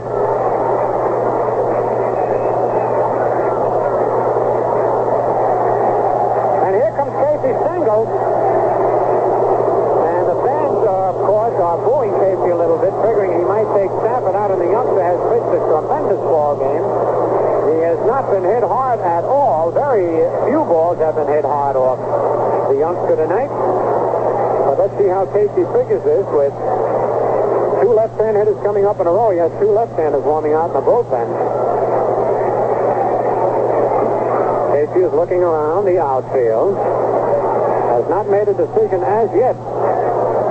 Stafford has pitched very well to Williams, even though Ted has an infield single. And Casey is pointing to the bullpen. He wants a relief pitcher. So Bill Stafford, who did quite a job in his first outing as a major leaguer, pitches a total of 6 1/3 innings.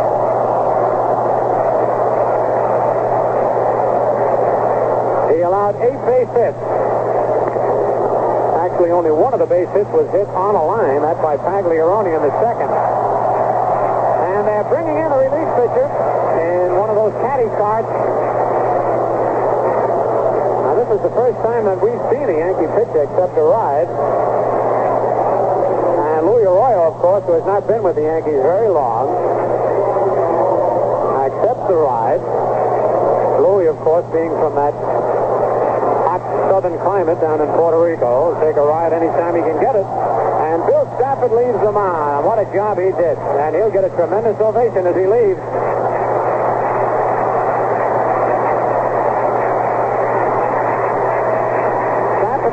the third innings, gave up 8 hits. He walked 2, struck out 2, and so far has allowed just 1 run. The 3 men on base are Stafford's responsibility should any of them score. Ted Williams is the batter, and Louis Arroyo is coming on to pitch. And as we told you, only 1 solid base hit has been gotten off Stafford. The rest have been infield variety and 1 Texas League single by Billy Muffet in short right field. Vic Wurtz dropped a little single over the third baseman's head, but it never did reach the outfield. Of course, they all count in the ball game, but it shows that Stafford's stuff was baffling the Red Sox hitters.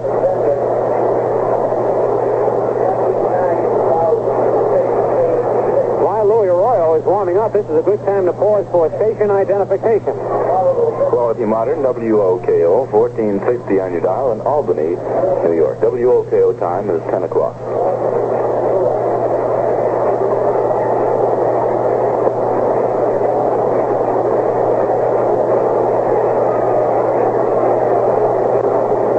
Louis Arroyo just completing his warm-up tosses. Will be facing Ted Williams. And in back of him, Vic Wurtz with 1 out and the bases loaded. The Red Sox leading 1-0 in the bottom of the 7th. Muffet is at third, Runnels at second, and Pasby at first. Williams now has moved up on the plate. He knows Arroyo throws that sinker ball and sidearm curve.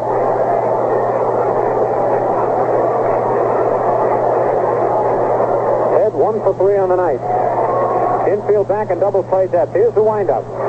Pitch to Williams is low inside, ball 1.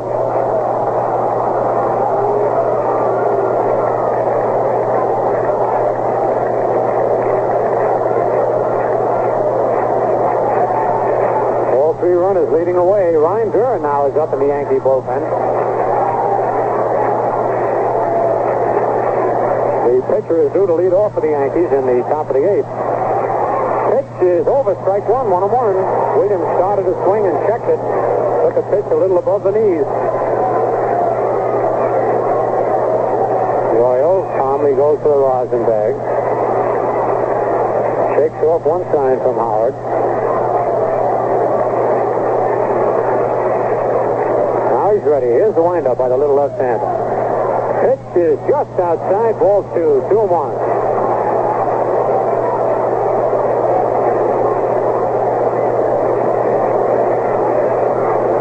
With that great batting eye of his. Takes those pitches just inches inside and outside. Here's the 2-1 delivery, and it's outside, ball 3. Arroyo is just missing with that pitch. He'd have other hitters swinging at that one. 3 balls, 1 strike, 1 out, and the bases loaded.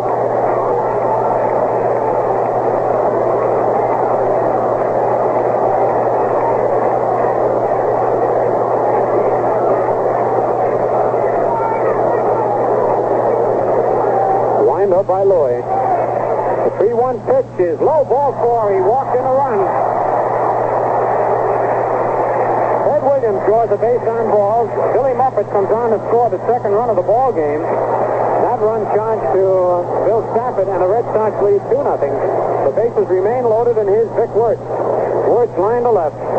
Singled to drive in a run and bounce to first base. For Williams, his 49th run batted in. Williams at first, Pasby at second, Runnels at third. 1 away. Arroyo's pitch to Wurtz is swung at a missed, strike 1. On deck, Frank Malzone.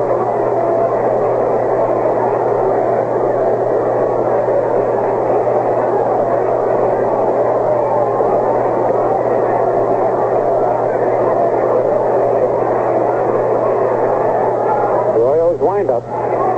Curve outside, 1-1. Louis was trying to be extra careful with Williams and lost him.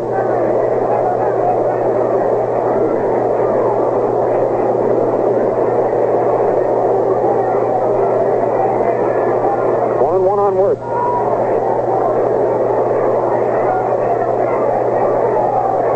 The 1-1 pitch is fouled back on the screen.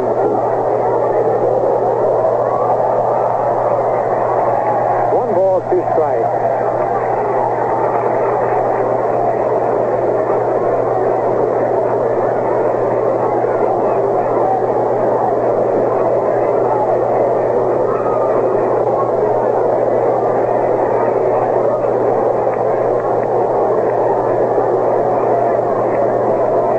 Taking plenty of time. Now he's ready. The windup. Strike 3 went after a bad outside curveball. Didn't get it. Arroyo gets a big strikeout, striking out Wurtz with the bases loaded. That's 2 away. Here's Frank Malzone. Been up 3 times and bounced to the shortstop each time. 0 for 3. 2-0. The Red Sox lead here in the bottom of the 7th.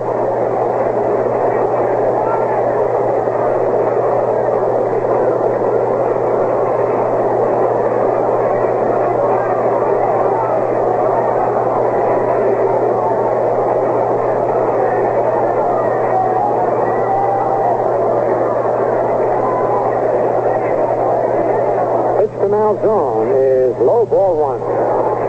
Sinker ball dipped just below the knees.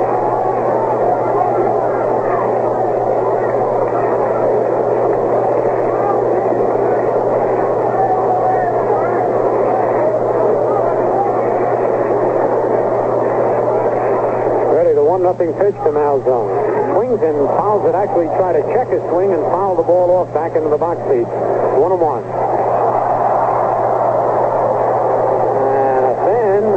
Caught that ball, threw it back on the field, and he gets booed lustily by the crowd.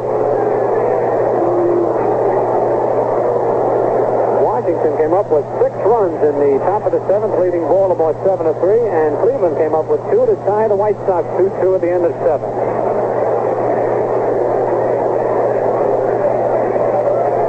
The 1-1 pitch is hit on the ground to third. Boyer up with it, steps on the bag for the unassisted force play. So the Yankees got out of that in pretty good shape as the Red Sox come up with just 1 run on 2 base hits. No Yankee errors. And 3 men left on base, and the score at the end of 7 full innings, the Red Sox 2 and the Yankees nothing. You know, right now most of us are thinking about the pennant race in the World Series, and it is a close race. But it won't be long before the New York Football Giants move in on Yankee Stadium. Yes, sir, their opening game will take place on Saturday, October 16th against the Washington Redskins. And once again, for the 6th straight year, Ballantine Beer, the crisp refresher, will be bringing the Football Giants to you on radio and TV. And here's more good news. On Monday night, August 22nd, the Football Giants will meet the Green Bay Packers in a preseason game at Roosevelt Stadium in Jersey City. And this is only part of Jersey City's tercentenary celebration. So head out to... wait a minute. I should have read that one over. Hey, Phil, what was that?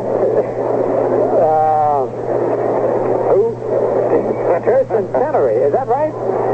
Don't ask me. I wasn't there. It's the first time I ever used that word. So head out to Roosevelt Stadium on August 22nd and see find out what it is. in action.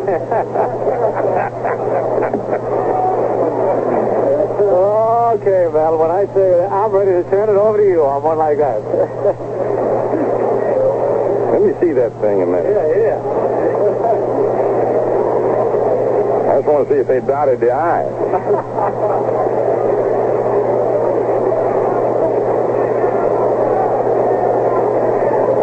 Centenary, that's 300.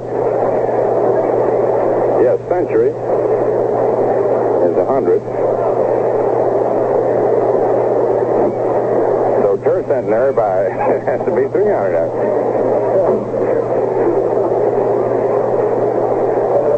There's a centennial. There's a sesquicentennial, centennial. Well, let's get back to this ball game. 2-0, first to the 8th.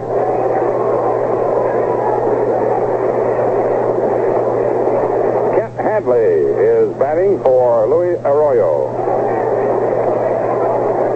Takes the pitch for a ball. 2-0 Red Sox in the 8th. Next pitch is inside, ball 2. I've forgotten who it was who once said it's always easier to say 300th year or whatever the simplest form is. He's right. Unless you're writing a learned treatise.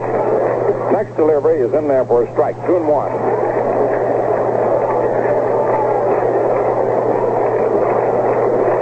So easy to say Valentine. 2 balls, 1 strike. Kent Hadley takes high. Ball 3.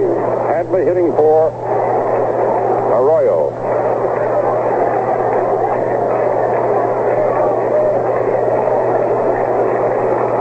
Red Sox out in front by a score of 2-0. First half of the 8th inning.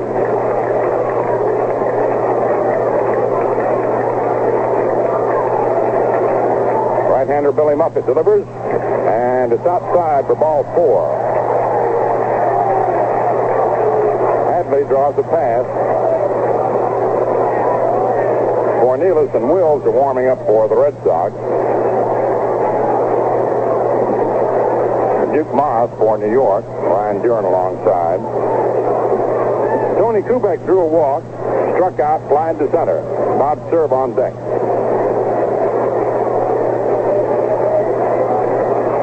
Now the pitch. Swung on. There's a bouncer that is through into right field. Hadley turns second, heads for third. The throw from Clinton into short. And there are runners on first and third with nobody out in the 8th inning.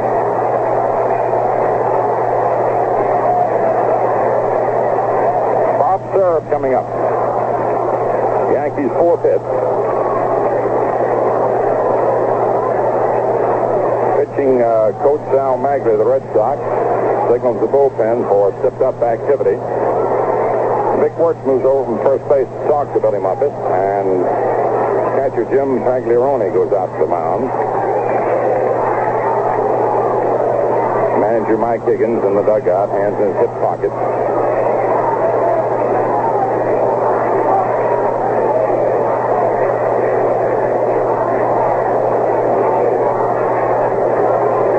The Indians are batting in the last of the 8th, tied with the White Sox at 2-2.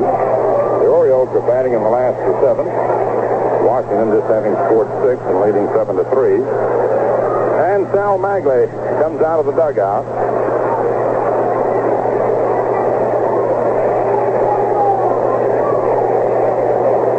Walking out to the mound, and let's see if we have a pitching change or whether he'll be talking things over with the catcher and pitcher. Maybe his signal from the dugout before was to the effect that we're going to bring you in. Let's see now. Here is Johnny Stevens going out saying, Sal, what do you want to do? We're going to have a pitcher. Billy Muffett, after having pitched 7 innings plus, nobody out in the 8th. Allowed 4 hits. Walked 1, struck out 4. Has not allowed a run as yet. And Mike Cornelius will be coming in.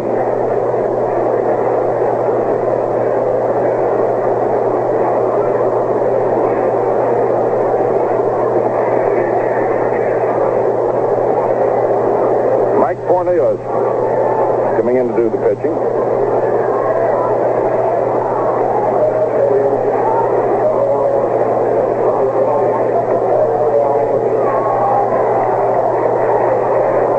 Yankees managed to achieve only 8 base runners against Billy Muffett.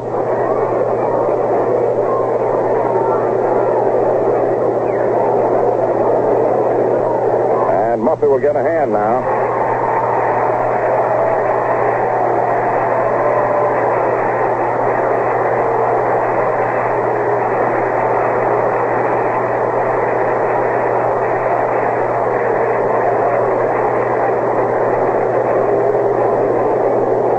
Muffett departs, and Mike Cornelius comes in, making his 50th appearance of the season. He's won 7 games and lost 2.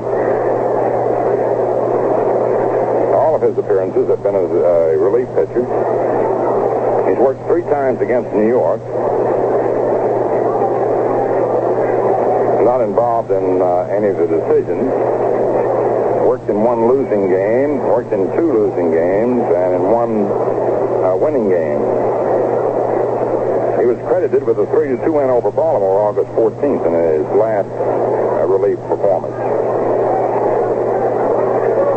He lost to the them also 2 days before that in relief.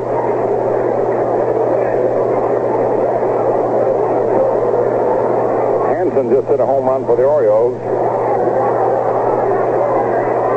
Meantime, we're all set to go. Cornelius has taken his 8 warm-up pitches. Here's Bob Serb, who flied to left, grounded to short, was hit by a pitched ball. The Red Sox 2, the Yankees nothing. It's the 8th inning. Here's the pitch, and it's a curve over for a strike. Kent Hadley on third base. Tony Kubek on first base. Cornelius ready. And the pitch. Swung on a ground ball, hit through into right field. And here goes Kubek around second to third as Hadley crosses the plate. And it is 2-1. The throw comes back in from Clinton. Serve. Grounds a single to right. To score Hadley and send Kubek to third. And up comes Mantle, who grounded to second and short and single to right. Wills and Sullivan warming up for the Red Sox now. Duke Maz and Duran for New York. Bill Scarron on deck. 2-1 Boston, 8th inning. Cornelius to the stretch. The pitch to Mantle. Swung on. There's a bouncer to second. Runnels to Button for one. Back to first. Double play, but the tying run scores.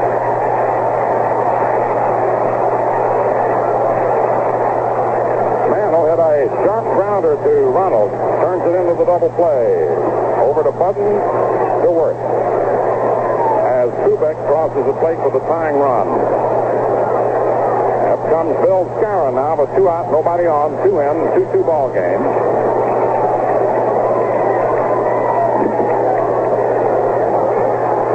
Scarron, nothing for 3. Cornelius delivers, pitch is swung on and fouled back to the plate, out of play, strike 1. The Indians just scored in the 8th inning to lead the White Sox 3-2, and Chicago is now going to bat in the 9th inning.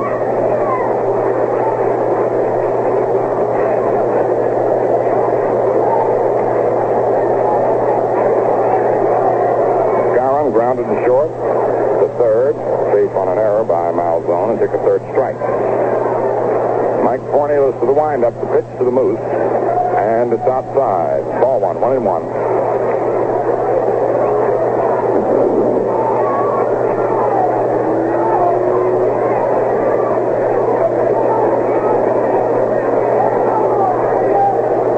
One pitch to Scarron. He swung at a ball. It hit the plate. 1 ball, 2 strikes.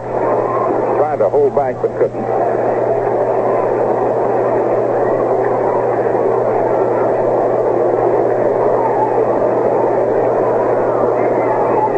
One ball, 2 strikes, 2 outs, 2 in, 2-2 in the 8th inning.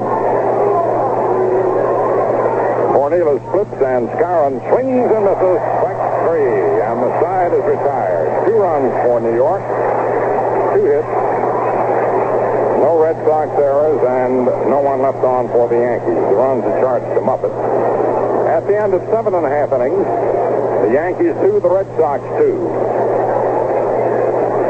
The Red Sox will come to bat in the last half of the 8th inning with Jim Tagliarone, Lou Clinton, and Don Budden, the scheduled batters. And Ryan Duran is walking in from the bullpen. And why don't you walk on into the kitchen and get some of that crisp refresher, Valentine beer.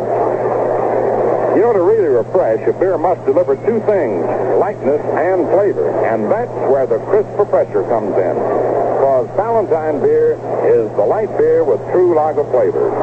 Valentine proves the beer can be truly light and still give you the honest-to-goodness lager beer flavor you want. Now that's crisp refreshment. The kind you get only with Valentine beer. So, friends, pour yourself a tall, foaming glass of smooth, delicious Valentine beer, the crisp refresher.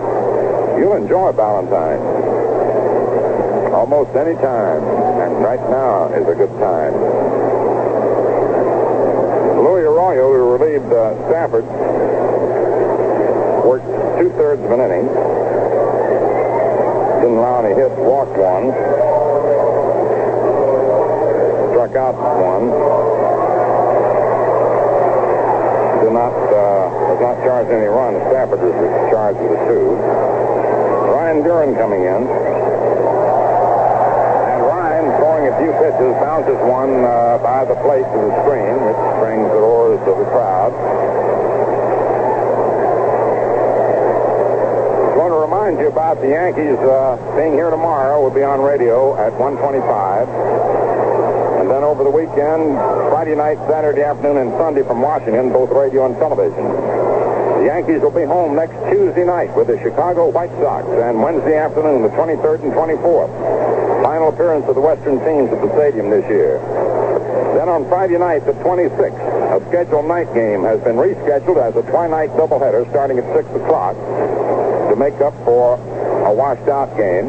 And on Saturday afternoon, the single game has been rescheduled as a doubleheader starting at 2 o'clock because of previously a washed-out game.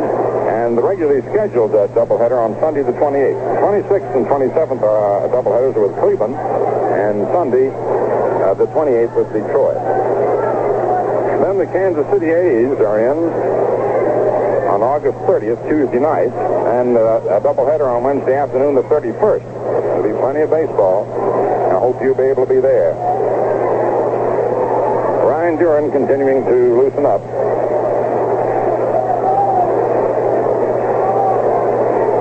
Jim Tagliarone standing alongside, looking the pitches over.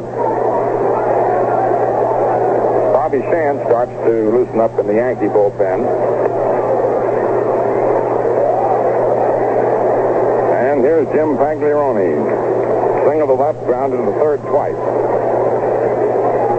It's the last half of the 8th inning of a 2-2 ball game.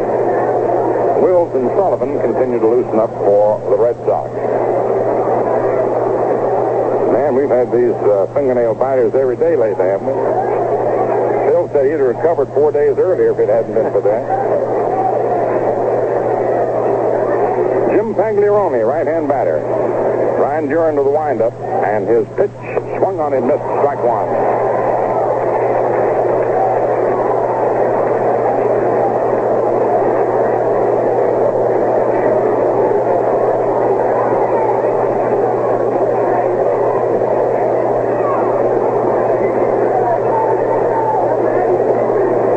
Duran getting the sign from Howard. Swings to the windup. Here's the pitch, and it's in there. Strike 2, 0-2. No balls, 2 strikes.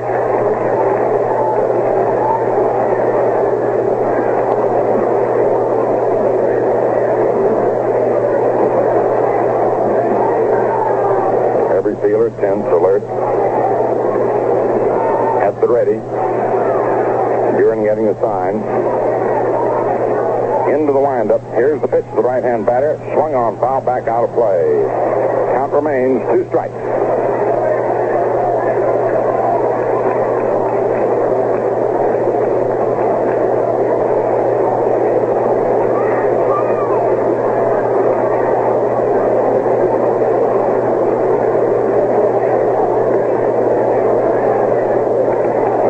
Putting on a rally in the last of the 7th. Ray Moore has gone in to relieve Stobbs, who had gone in to relieve Lee.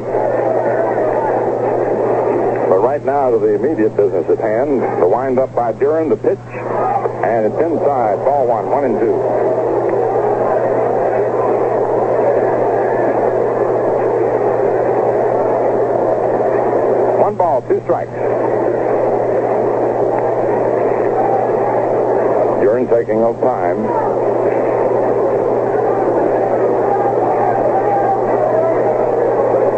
Into the windup again, and the pitch is inside. Ball 2, 2-2.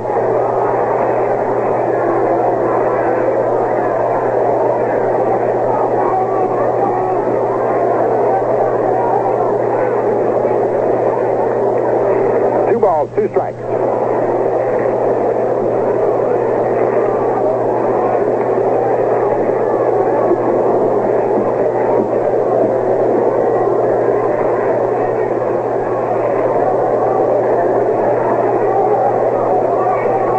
Duran swings to the windup, Down comes the right arm, and the pitch is swung on and missed. Strike three.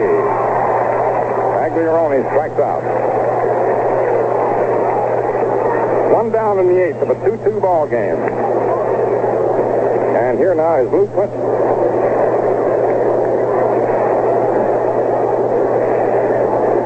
The Cleveland Indians defeated the Chicago White Sox 3-2. Lou Clinton struck out twice and lined to left. Duran into the windup. In comes the pitch. The right-hand batter swings and misses.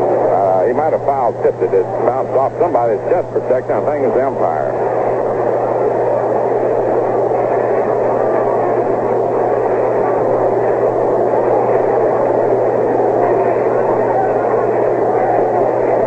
No balls, one strike.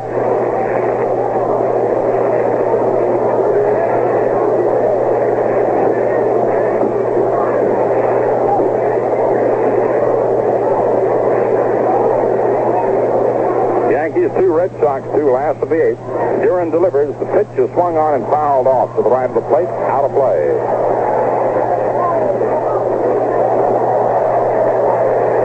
At the end of 7 innings, it's Washington 7, Baltimore 4. At Fenway Park, Yankees 2, Red Sox 2. It's the last half of the 8th inning. 1 out, nobody on. The batter, Luke Clinton.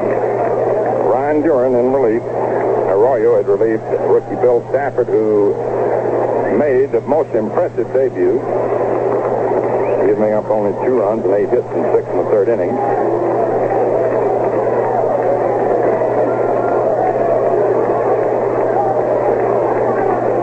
Duran to the windup. Here's the pitch to Clinton. Swung on it, missed. Strike 3. And there are 2 away. Don Button grounded to second, beat out a roller to third, and singled to center.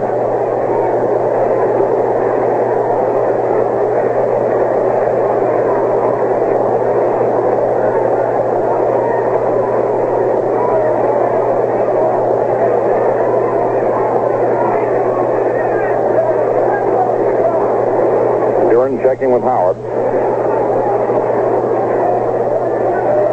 To the windup. Here's the pitch to Button, and it's low, ball 1. New York 2, Boston 2, 8th inning. Sullivan Wills loosening up for the Red Sox. Chance for New York. This is a swing inning. The home team at bat. Tie ball game.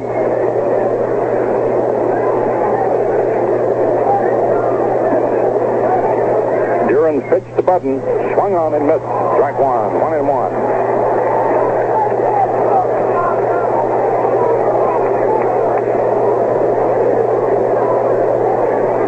A crowd pleaser, just as have been most of the games we've been looking at lately. 1 ball, 1 strike. Duran leaning forward. Button digging in. The windup. Here's the pitch. Swung on line to Bobby Richardson for the out, and the side's retired. No runs, no hits, no errors, no one left on. At the end of 8 innings, New York 2 runs, 5 hits, no errors, 5 left on. The Red Sox 2 runs, 8 hits, 2 errors, 9 men left on. Scanning the scoreboard in the American League at the end of 7 innings, Washington 7, Baltimore 4. Lee for Washington, Stobbs and Moore in the 7th. Fisher for Baltimore, Jones in the 7th, Walker in the 8th. Green homered for Washington, and for Baltimore, Hanson, Brandt, and Pilarczyk in the 6th, Hanson in the 7th. The Cleveland Indians, trailing 2-0, scored 2 in the 7th and 1 in the 8th to beat the White Sox 3-2 with Johnny Klipstein in relief of Jim Perry in the 8th, the winner. Shaw started for the White Sox. Staley in the 7th was charged with a loss. Kansas City, Detroit 2-2 at the end of 4.5 innings. Herbert and Larry. Cash homered as 1 on the first for the Tigers. National League today, Chicago shut out Los Angeles 1-0. Hobby beat Drysdale. Banks hitting his 34th homer in the last of the 9th to win it for the Cubs. Tonight, night, Pittsburgh 4, Philadelphia 3 at the end of 7 innings. Levine relieved Haddix in the 6th for the Pirates. Levine was picked up by the Pirates after Tigers didn't go. Chris Short relieved Johnny Buzzhart in the 6th for Philadelphia. Braves 5, Reds 4 into 3.5. Jay relieved Buell in the 4th for Milwaukee. Nuxhall relieved O'Toole in the 1st for the Reds, and the Braves got 5.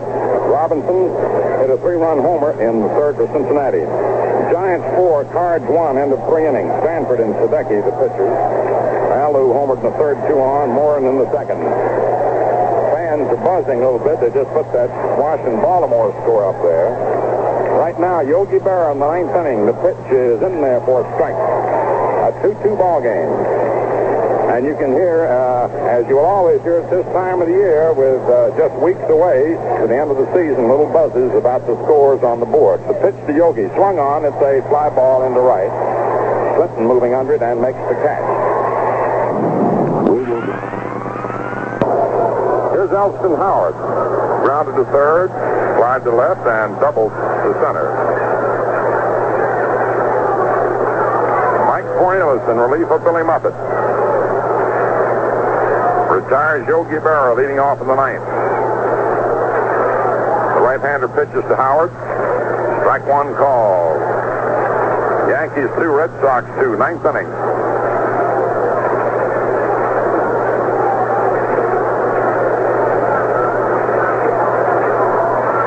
Cornelius' next pitch. It's outside for a ball, and Howard is following that one. That is to say, the ball was a breaking pitch away from him. He was leaning. Sometimes they make you lean and then straighten you up with one end tight. The 1-1 pitch. Swung on it, foul back. A 1-2 count.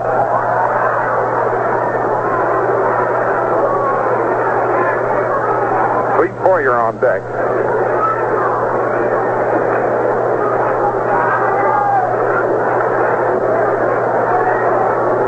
Ball, 2 strikes. Here's the pitch, and Howard swings and bounces at the 3rd on 1 big hop. Malzone flips on to Wurtz in time. 2 down in the 9th. And the batter now is Clete Boyer, who singled to right, grounded to 2nd, and grounded to short into an odd double play. They trapped Howard between 2nd and 3rd, and he wound up being doubled, trying to get to 2nd while they were retiring Howard.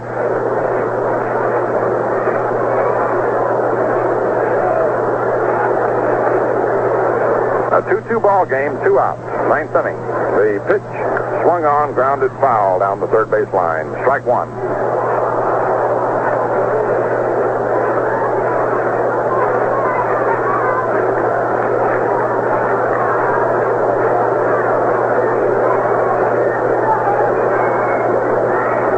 No balls, 1 strike. In comes the pitch. Swung on and missed. Strike 2, 0-2.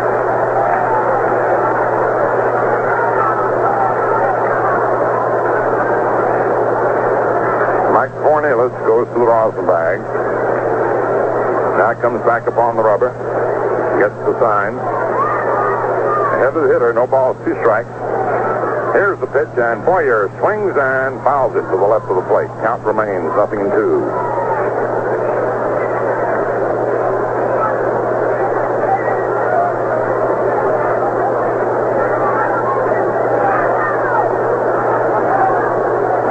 No balls, 2 strikes. Now the delivery, and Boyer takes it outside. Breaking pitch. 1 ball, 2 strikes. Tomorrow afternoon will be Gerbaugh and Brewer.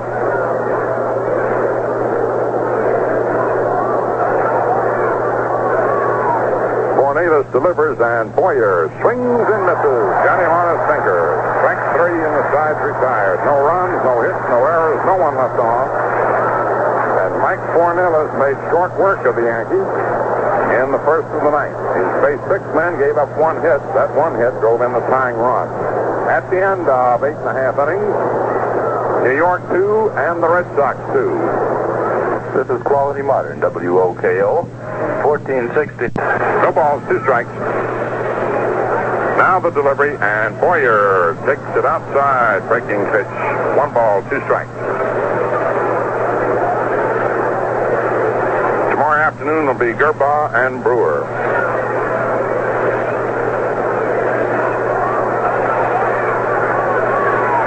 Cornelius delivers, and Boyer swings and misses. Got him on a sinker. Strike 3, and the side's retired. No runs, no hits, no errors, no one left on. And Mike Cornelius made short work of the Yankees in the first of the ninth. He faced 6 men, gave up 1 hit. That 1 hit drove in the tying run. At the end of 8 1/2 innings, New York 2 and the Red Sox 2. This is Quality Modern, WOKO, 1460 on your radio dial in Albany, New York, 26 minutes before 11 o'clock. Christopher Pressure, and listen to something of baseball's lighter side.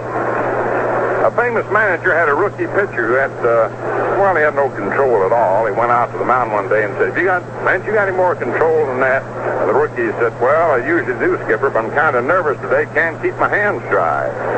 So the manager hauled out a rosin bag and said, "Well, use this. Maybe it'll dry your hands." And after a few throws, the rookie was wilder than ever. The manager came out and said, "Well, didn't that rosin bag help?" And the rookie said, "I don't know. I couldn't get it open." See, that's an inside joke. Anyway, tell you, I bet if it was a bottle of Ballantine, he'd have gotten it open. All right. You see, Ballantine proves a beer can be truly light and still give you all the downright delicious lager beer flavor you want. You'll enjoy the Christopher Pressure, the light beer with true lager flavor. And then there was the time the fellow looked for the key to the pitcher's box. You know,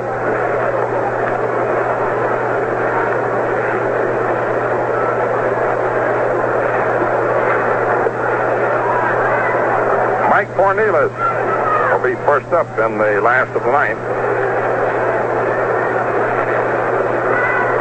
with Runnels and Tasby to follow as we move into the sudden death situation. New York 2, Boston 2.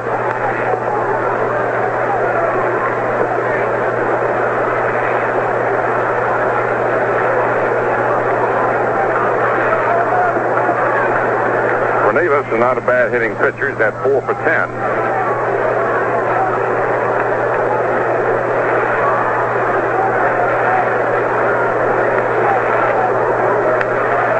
Ryan Duran, who came on in the 8th inning, ready to work. Into the windup, and the pitch to Cornelius. Swung on it, missed strike 1. Boy, did he take a cut. I'll tell you one thing, if he'd have connected, we'd have been saying good night right now. He had the fans buzzing. He wound up on that one. No balls, 1 strike. As we said a moment ago, he's a good hitting pitcher, 4 for 10. And the delivery. It's in there, strike 2, 0-2.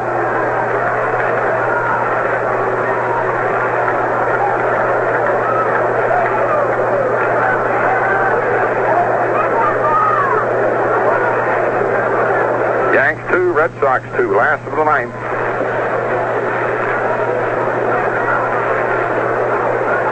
During into the windup, here's the pitch to Cornelius. Swings and misses, strike 3. And there's 1 away. 3 strikeouts for Duran, the 4-man he's faced. Here's Pete Runnels. Willie Tasby on deck. Runnels grounded to first, hit to the box, no double play, line to center, and beat out a punt to third. Hitting .307.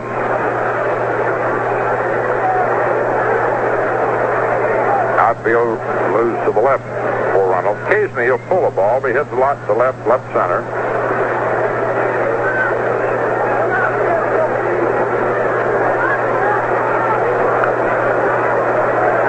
During into the windup, the pitch to Runnels. It's in there for a strike. 0-1.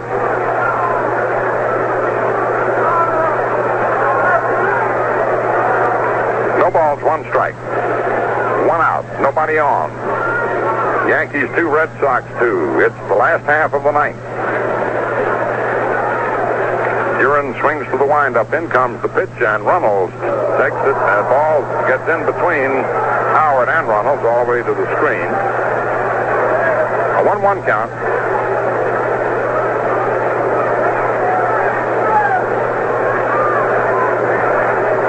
1 ball, 1 strike.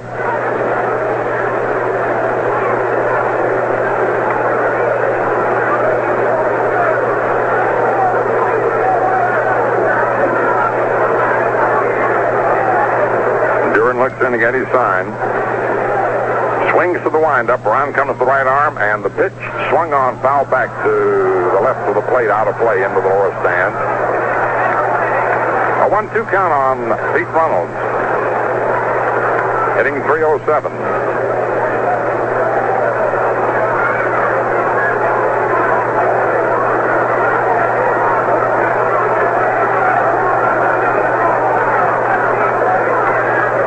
Duran again to the windup.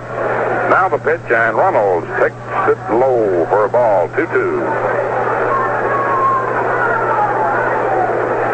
Runnels asks the plate umpire to look the ball over. Stevens does, and it's all right. Jim Gentile just hit a home run for Baltimore in the 8th inning. Nobody on. They've had 4 homers. Brandt and Kolarczyk in the 6th, Hansen in the 7th, Gentile in the 8th. So it's at least 7-5 right now. Orioles still batting in the 8th.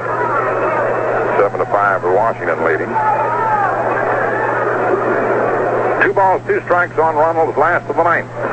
1 out, nobody on. Score tied 2-2. Duran's delivery. Swung on, hit foul, out of play down the left field line.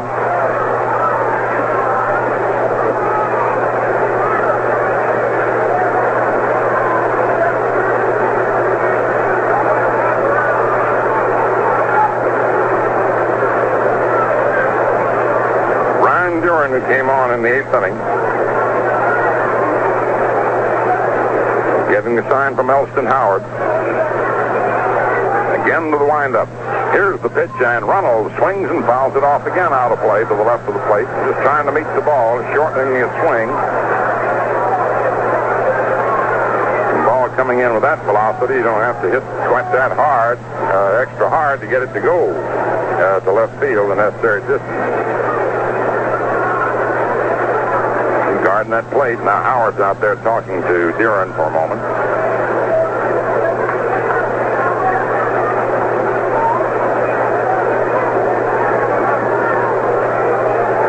Gus Triandos just hit a home run for the Orioles in the 8th inning. That's at least 7-6. 5 home runs.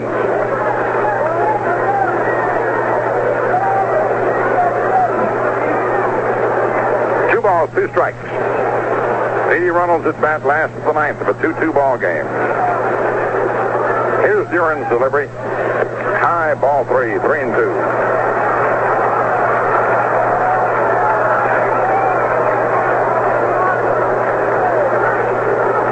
Orioles pitched 5 home runs in 3 innings.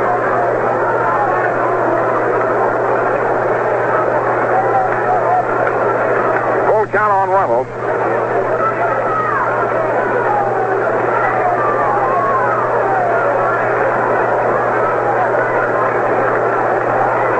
Getting his sign. Swings to the windup, and the pitch. Swung on, hit back through the middle for a base hit. Mantle up the ball. Runnels is on with a single to center. Right back through the box. Duran went down, but couldn't come up to the ball. He went right on through. So the Red Sox get a runner aboard with 1 out. Here's Willie Tasby with Williams on deck. Tasby single to center, walked twice, and grounded to short. Last of the 9th, a 2-2 ball game. Now Chance is up to throw again. Duran to the stretch. And the pitch. It's bunted out in front of the plate. Duran up with it, throws to first base. On the second goes Runnels. Tasby sacrifices the potential winning run in the scoring position. Ted Williams is coming up. And Wurtz to follow. So the manager got some choice, but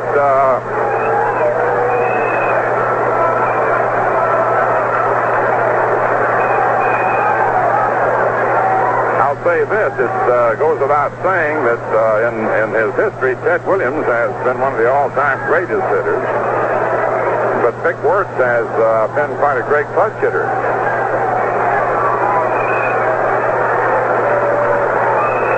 So you got first base open, Williams up, Runnels on second, 2 outs, and Wurtz to follow.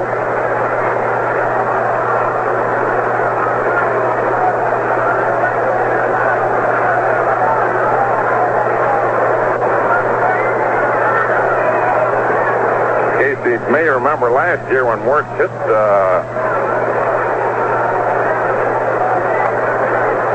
Duran to win a game, so let's see if he pitches to Ted. Apparently he is. Here's the delivery.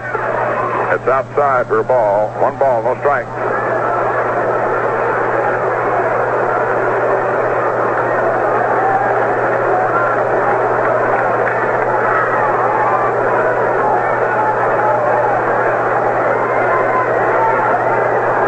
Williams hits to the box, single, grounded short, and walk. Now Howard goes out to the mound to talk to Duran.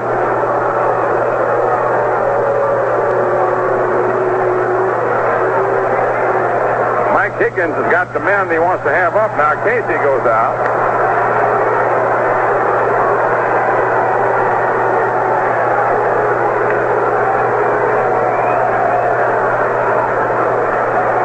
Casey walking out now to talk to Duran with Howard.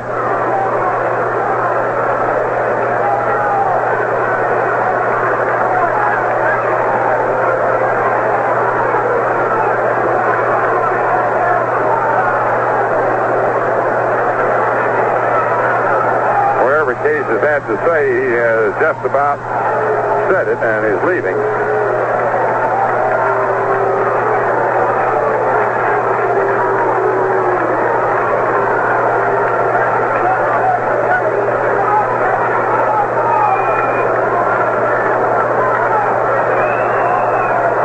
Now they're going to put him on.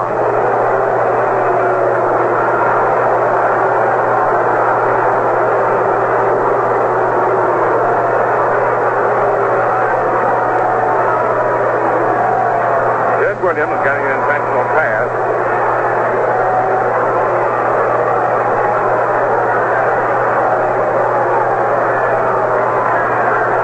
And up comes Vic Wurtz.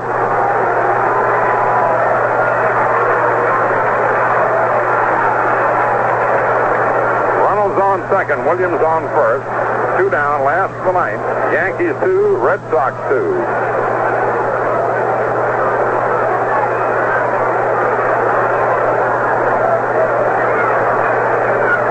Casey's coming out of the dugout now. And he may be bringing in Bobby Shantz.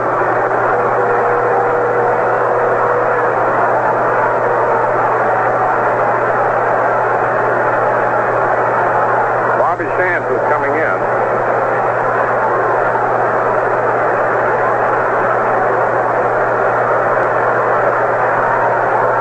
Duran pitched to 7 batters, gave up 1 hit and an intentional pass in an inning and 2/3. Struck out 3. Fans are getting on Bobby a little bit because he refused the ride.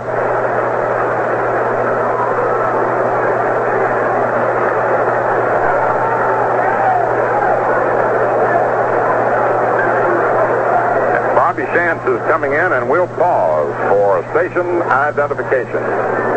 Quality Modern, WOKO, 1460 on your radio dial in Albany, New York. It's 13 minutes before 11 o'clock.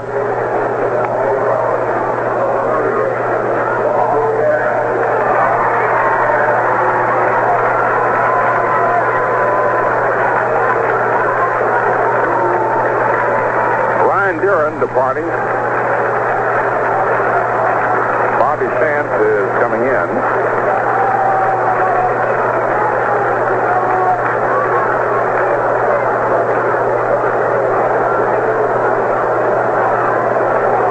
This is Bobby's 31st appearance. Bobby will not be the pitcher of record unless the game goes extra innings.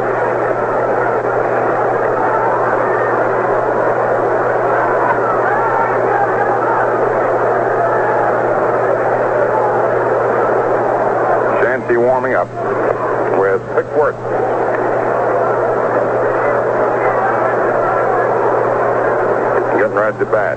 Pittsburgh beat Philadelphia 5-3.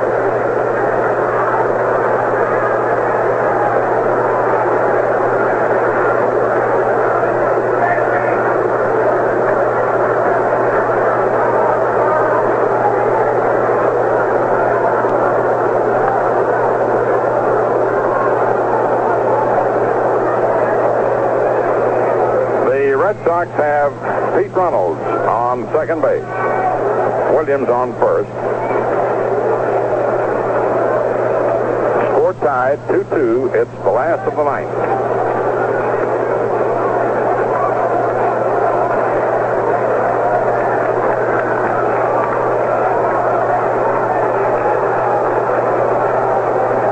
All right, here we are. Vic Wurtz up. 2 away. By chance. Here's the pitch. It swung on and fouled off the left of the plate. Strike one.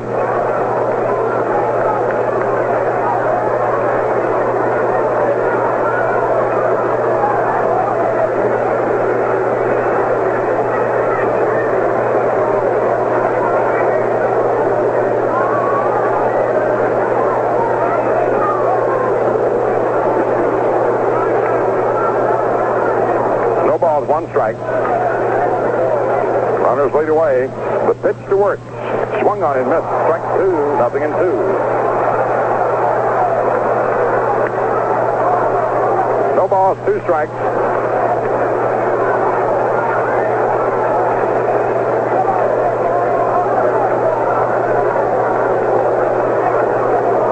Pete Reynolds on second base. Williams is on first. But Reynolds is the man that counts, and Wurtz 2 and Chance. 2-2, last of the ninth. 2 outs. 2 strikes. The stretch by Bobby. Here's the pitch, and Wurtz takes the curve low and away. Ball 1, 1-2. 1 ball, 2 strikes.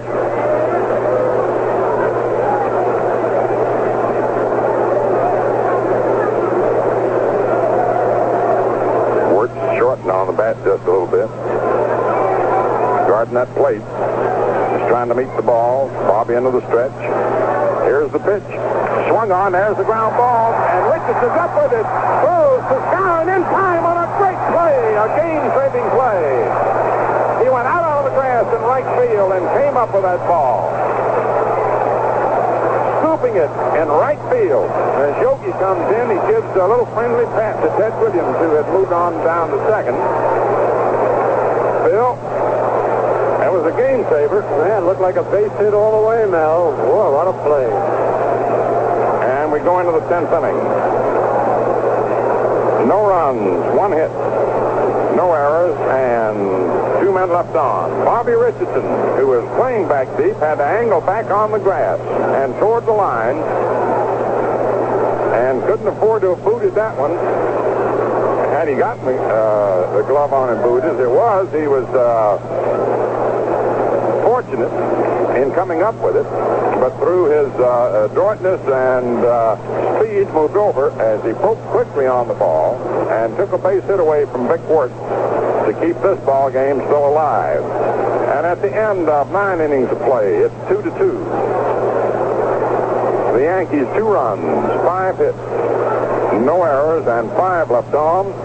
The Red Sox 2 runs, 9 hits, 2 errors, and 11 men left on base.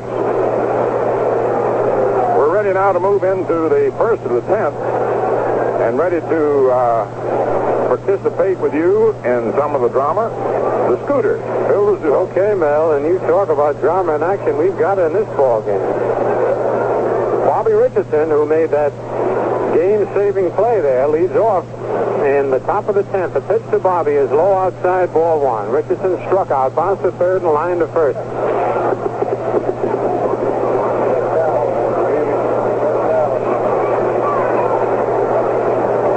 Mike Fornelli's out on the mound. The right-hander ready. Curve is on the outside corner, strike 1, 1-1. 2-2 in the top of the 10th inning.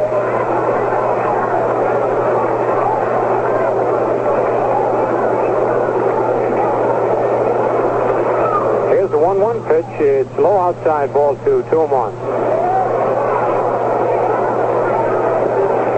Bobby Shan is due to be the next batter.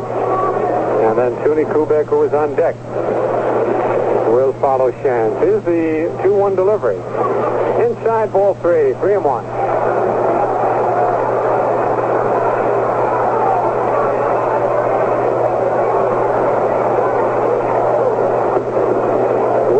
Sullivan, left-hander and a right-hander, loosening up for the Red Sox. The 3-1 pitch is low inside, ball 4. Richardson leads off with a walk here in the top of the 10th.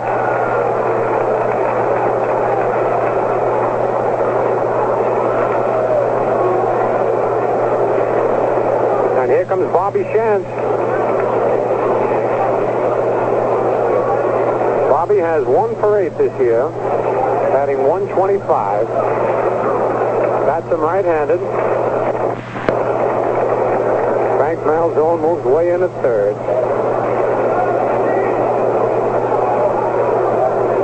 Richardson leads off first. Here's the stretch. The pitch is bunted up in the air, and the catcher makes the play. In foul territory, Tagliarone caught Shantz's attempted bunt. Shantz pops out to the catcher, trying to sacrifice it one away. Richardson holds it first. Here's Tony Kubek, who walked, struck out line to center, and then single right to keep the Yankee rally going in the 8th inning when the Yankees scored the 2 runs to tie the ball game. Tony has also scored 1 run. Pete Runnels runs in from second base to chat with Bornelis. 1 away. On deck is Bob Serve.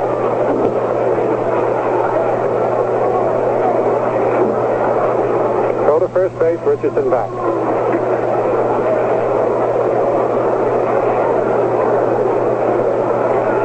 Here's the stretch. Another throw to first, Richardson back. Billy Muffet walked only 2 men, but one of the many walks scored. Ken Hadley, pinch hitting in the 8th inning, led off with a walk, came around to score. Richardson a big lead. The pitch to Kubek, outside, ball 1. Bill Stafford started this ball game for the Yankees. The youngster in his first outing as a big leaguer pitched real good baseball, giving up just 8 hits and 2 runs, but he was not hit hard. Another throw to first, Richardson back. Cornelius keeping an eye on Bobby at first.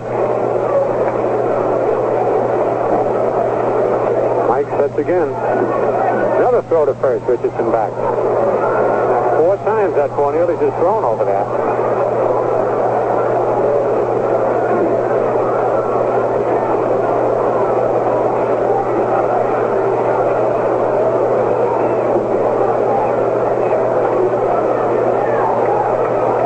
Stretch. The pitch is line foul in the seats down the left field line. 1-1.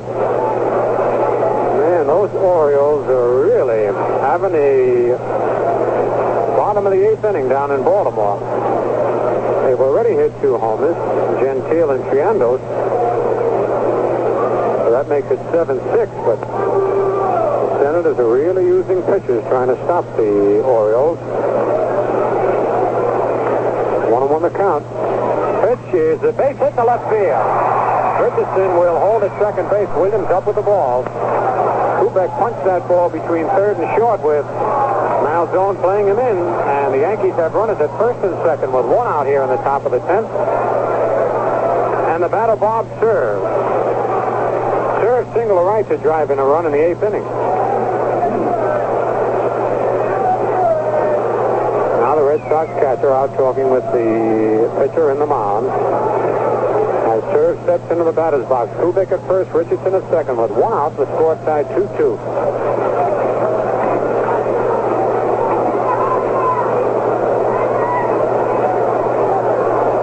Cleveland has defeated the White Sox 3-2. Pitch to Serve is hit on the ground to the shortstop. Button to Runnels for 1. Back to first, and he throws it in the dugout. Boy, Kubek really took Runnels out. Runnels is on the ground. Just as Pete was going to throw that ball, Kubek slid into him, and and knocked him right down to the ground, and as a result, Runnels' throw went into the Red Sox dugout, allowing Richardson to score. Jack Fadden, the trainer for the Red Sox, is out there. And the Yankees take a 3-2 lead. Serve ends up at second base. It goes as a fourth play from short to second, but as Kubek slid in and broke up the double play, it was a hard, clean slide into Runnels, who got the ball late. And as he pivoted to throw the ball to first base, Kubek hit him just before he released the ball. The ball went high over Wurtz's head right into the Red Sox dugout on a fly. They're helping Runnels to his feet. Pete was just shaken up on the play, but that's always a tough play for the second baseman as he comes across the bag and has to turn to throw with that runner coming down from first base, and Kubek can run. Tony did not intentionally try to hurt Runnels. It was a hard, clean slide in second base. He did not hit him with a spike. Runnels is up now, shaking it off.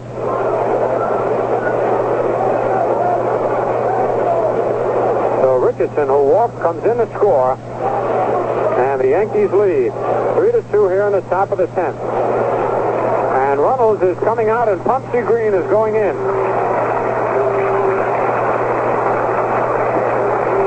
Runnels keeps flexing his right leg as he walked off the diamond, helped by the Red Sox trainer Jack Fadden. It looked like a perfect double play ball. It was hit hard, a little bit in the hole. And had Runnels been able to get rid of the ball, he'd have had a double play.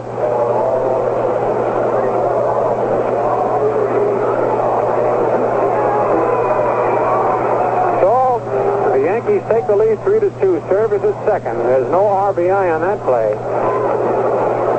The Orioles tied up that ball game with 3 runs in the bottom of the 8th inning. It's now 7-7 at the end of 8 innings. Stock pitching for Baltimore. Here's Mickey Mantle, who bounced to second, rounded to short, single to right, and then hit into a double play. One of the Yankee runs scored as a result of Mantle hitting with double play, and this one as a result of an error by Runnels. Nearly stretches. The pitch to Mantle is hit high in the air to straightaway center. Willie Tasby is moving back. He's got plenty of room, pounds the glove under it, and makes the catch. But the damage is done as the Yankees score in the top of the 10th inning. 1 run, 1 hit, 1 Red Sox error, 1 man left. The score at the end of 9.5 innings, the Yankees 3 and the Red Sox 2. And that run, by the way, is unearned because of the error. Exciting ball game like this, I hope you got some Ballantine beer handy. You know, Ballantine's a light beer with true lager flavor. And that's what makes it a crisp refresher. So right now, treat your thirst to some ice-cold Ballantine beer.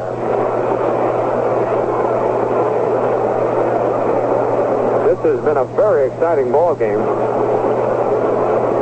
Take a look at these other scores. Playing the 9th inning, Washington 7 and the Orioles 7. Green homered for Washington. Brandt, Kolosik, Hansen, Gentile, and Triandos have homered for the Orioles. It's Clevenger against Stock. Cleveland defeated Chicago 3-2. Klippstein the winner, Staley the loser. Detroit leads Kansas City 3-2 at the end of 6. Cash homered in the first with 1 on. Cubs defeated the Dodgers 1-0 as Banks hit his 34th homer in the 9th to win it. Hobby the winner, Drysdale the loser. Pittsburgh defeated the Phillies 5-3. Haddock's the winner. Levine relieves in the 6th and shut out the Phillies for 3 innings. Buzz Hart the loser, short in the 6th. Milwaukee leads Cincinnati 5-4 at the end of 6. Jay against Nuxall. Frank Robinson homered in the 3rd with 2 on. The Giants lead St. Louis 6-3 at the end of 4.5. Sherman Jones for the Giants, Klein for the Cardinals. Lou homered in the 3rd with 2 on, and Moran in the 2nd with nobody on for the Cardinals. Frank Malzone leading off. He has bounced to short 3 times and bounced to third once. 3-2 the Yankees lead, bottom of the 10th. Bobby Shantz in relief sends in a curve. It's over, strike 1 call.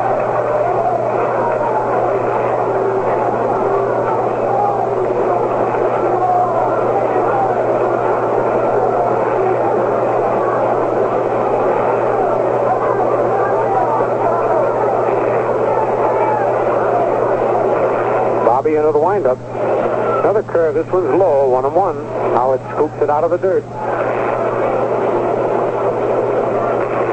The wind, which had been blowing, has just about stopped the flag hanging straight down in center field.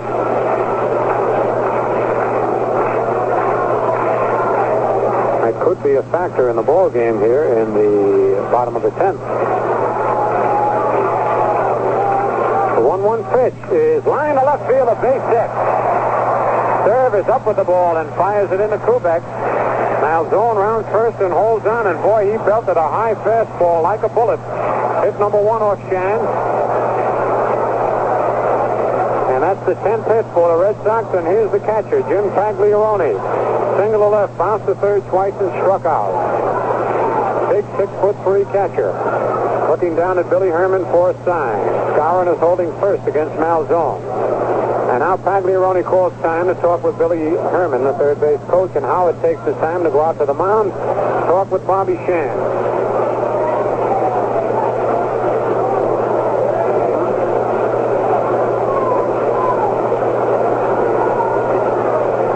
Now they've got these signs straightened out. Boyer comes over to join the huddle with Howard and Shan on the mound. Red Sox trailing 3-2 in the bottom of the 10th inning.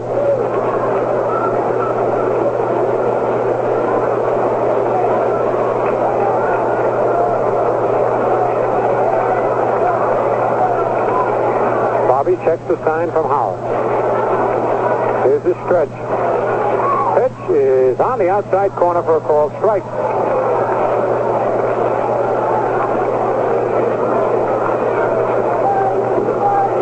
Back at third. That's a big effort when you have a great fielding pitcher like Bobby Shan's on the mound. Skowron now comes over from first base to talk with Bobby. Shan can cover anywhere from the pitcher's box to the third base foul line to the first base foul line. He's like a cat out on the mound. Stretched by Bobby. The pitch, he squares around, bunts it, foul down the first base line. Strike 2.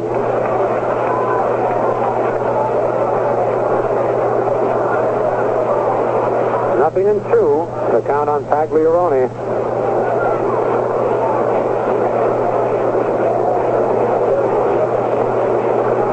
Yankees have had just 6 base hits, but they've made them count. They lead 3-2. The Red Sox have 10 hits. Malzone leads off first. The stretch. The curve is in the dirt. Ball 1. Nice play by Howard as he came up with that curve ball.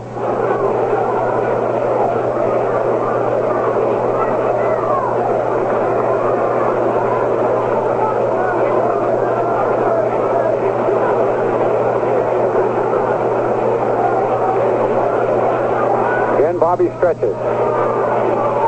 Curve swung and a missed. Strike 3. First strikeout for Shands as he got the curveball by the catcher. Here's Lou Clinton, who struck out 3 times in line to left field. 1 out. On deck is Don Budden.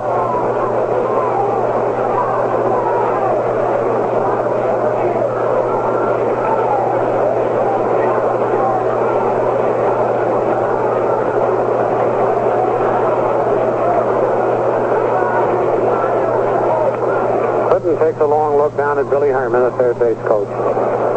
Malzone with a short lead off first base. Here's the stretch. The curve is hit high in the air to straightaway center field. Mantle going back. He's under it, though. Got the room and makes the catch in deep center. Man, it's a good thing he didn't pull that one. The furthest part of the park. Flies out to Mantle in deep center field for the second out. Wanted to call time, but the plate umpire says no, not until Bobby Shands gets to the mound. The ball was in play. It had been relayed in from the outfield.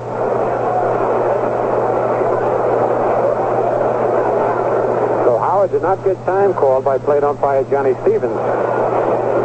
He's out there talking with Shands. As Don Budden, who was 2 for 4 steps in. He bounced to second, had 2 singles, and in line to second base. 2 out. The Red Sox down to their last out. They trail 3-2 in the bottom of the 10th. Malzone, who opened the inning with a single, is at first. The stretch by Shands. Curve is swung and a missed, strike one. On deck is Pumpsy Green, but the pitcher is due to be the next batter. Green filling in for Runnels, who was injured on the play at second base when Kubek slid into him.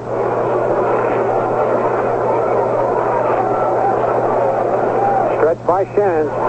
Curve is popped in the air by second base. Richardson right there. And Kubek makes the play and the ball game is over. And the Yankees really win a thriller. For the Red Sox in the bottom of the 10th, no runs, one hit, no Yankee errors, one man left. The Yankees win it in 10 innings, 3-2.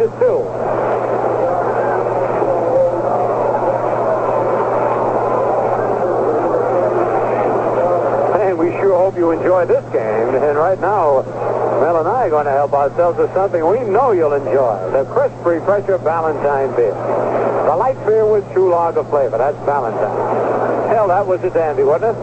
Yes, Bill, it followed the pattern of the games that we've been having, and I'm delighted you got in on some of the excitement that you have been watching at home these last few days. It has gotten to the point where, for example, the last 3 ball games, every pitch has meant something. You get into games sometimes where every pitch doesn't as such, but every pitch for the last 3 ball games has meant everything in the world. Well, in fact, the last 4 when we had that little short second game of doubleheader stuff. Well, let's see. We got the totals in this ball game. For the New York Yankees to win it 3 runs on just 6 hits, no errors, and 6 men left. For the Red Sox, 2 runs on 10 hits, 2 errors, and 12 men left. The winning pitcher is Bobby Shands in relief. His record 4 wins, 3 defeats. The loser is Mike Fornelli's in relief. His record 7 wins, 3 defeats. The Yankees now lead Chicago by a game and a half. That's New York's 18th one-run win. They have lost 16. The 4th extra inning win for the Yankees, and they've lost 7. Well, that winds up another Valentine baseball broadcast. And now this is Bob Delaney saying that's all.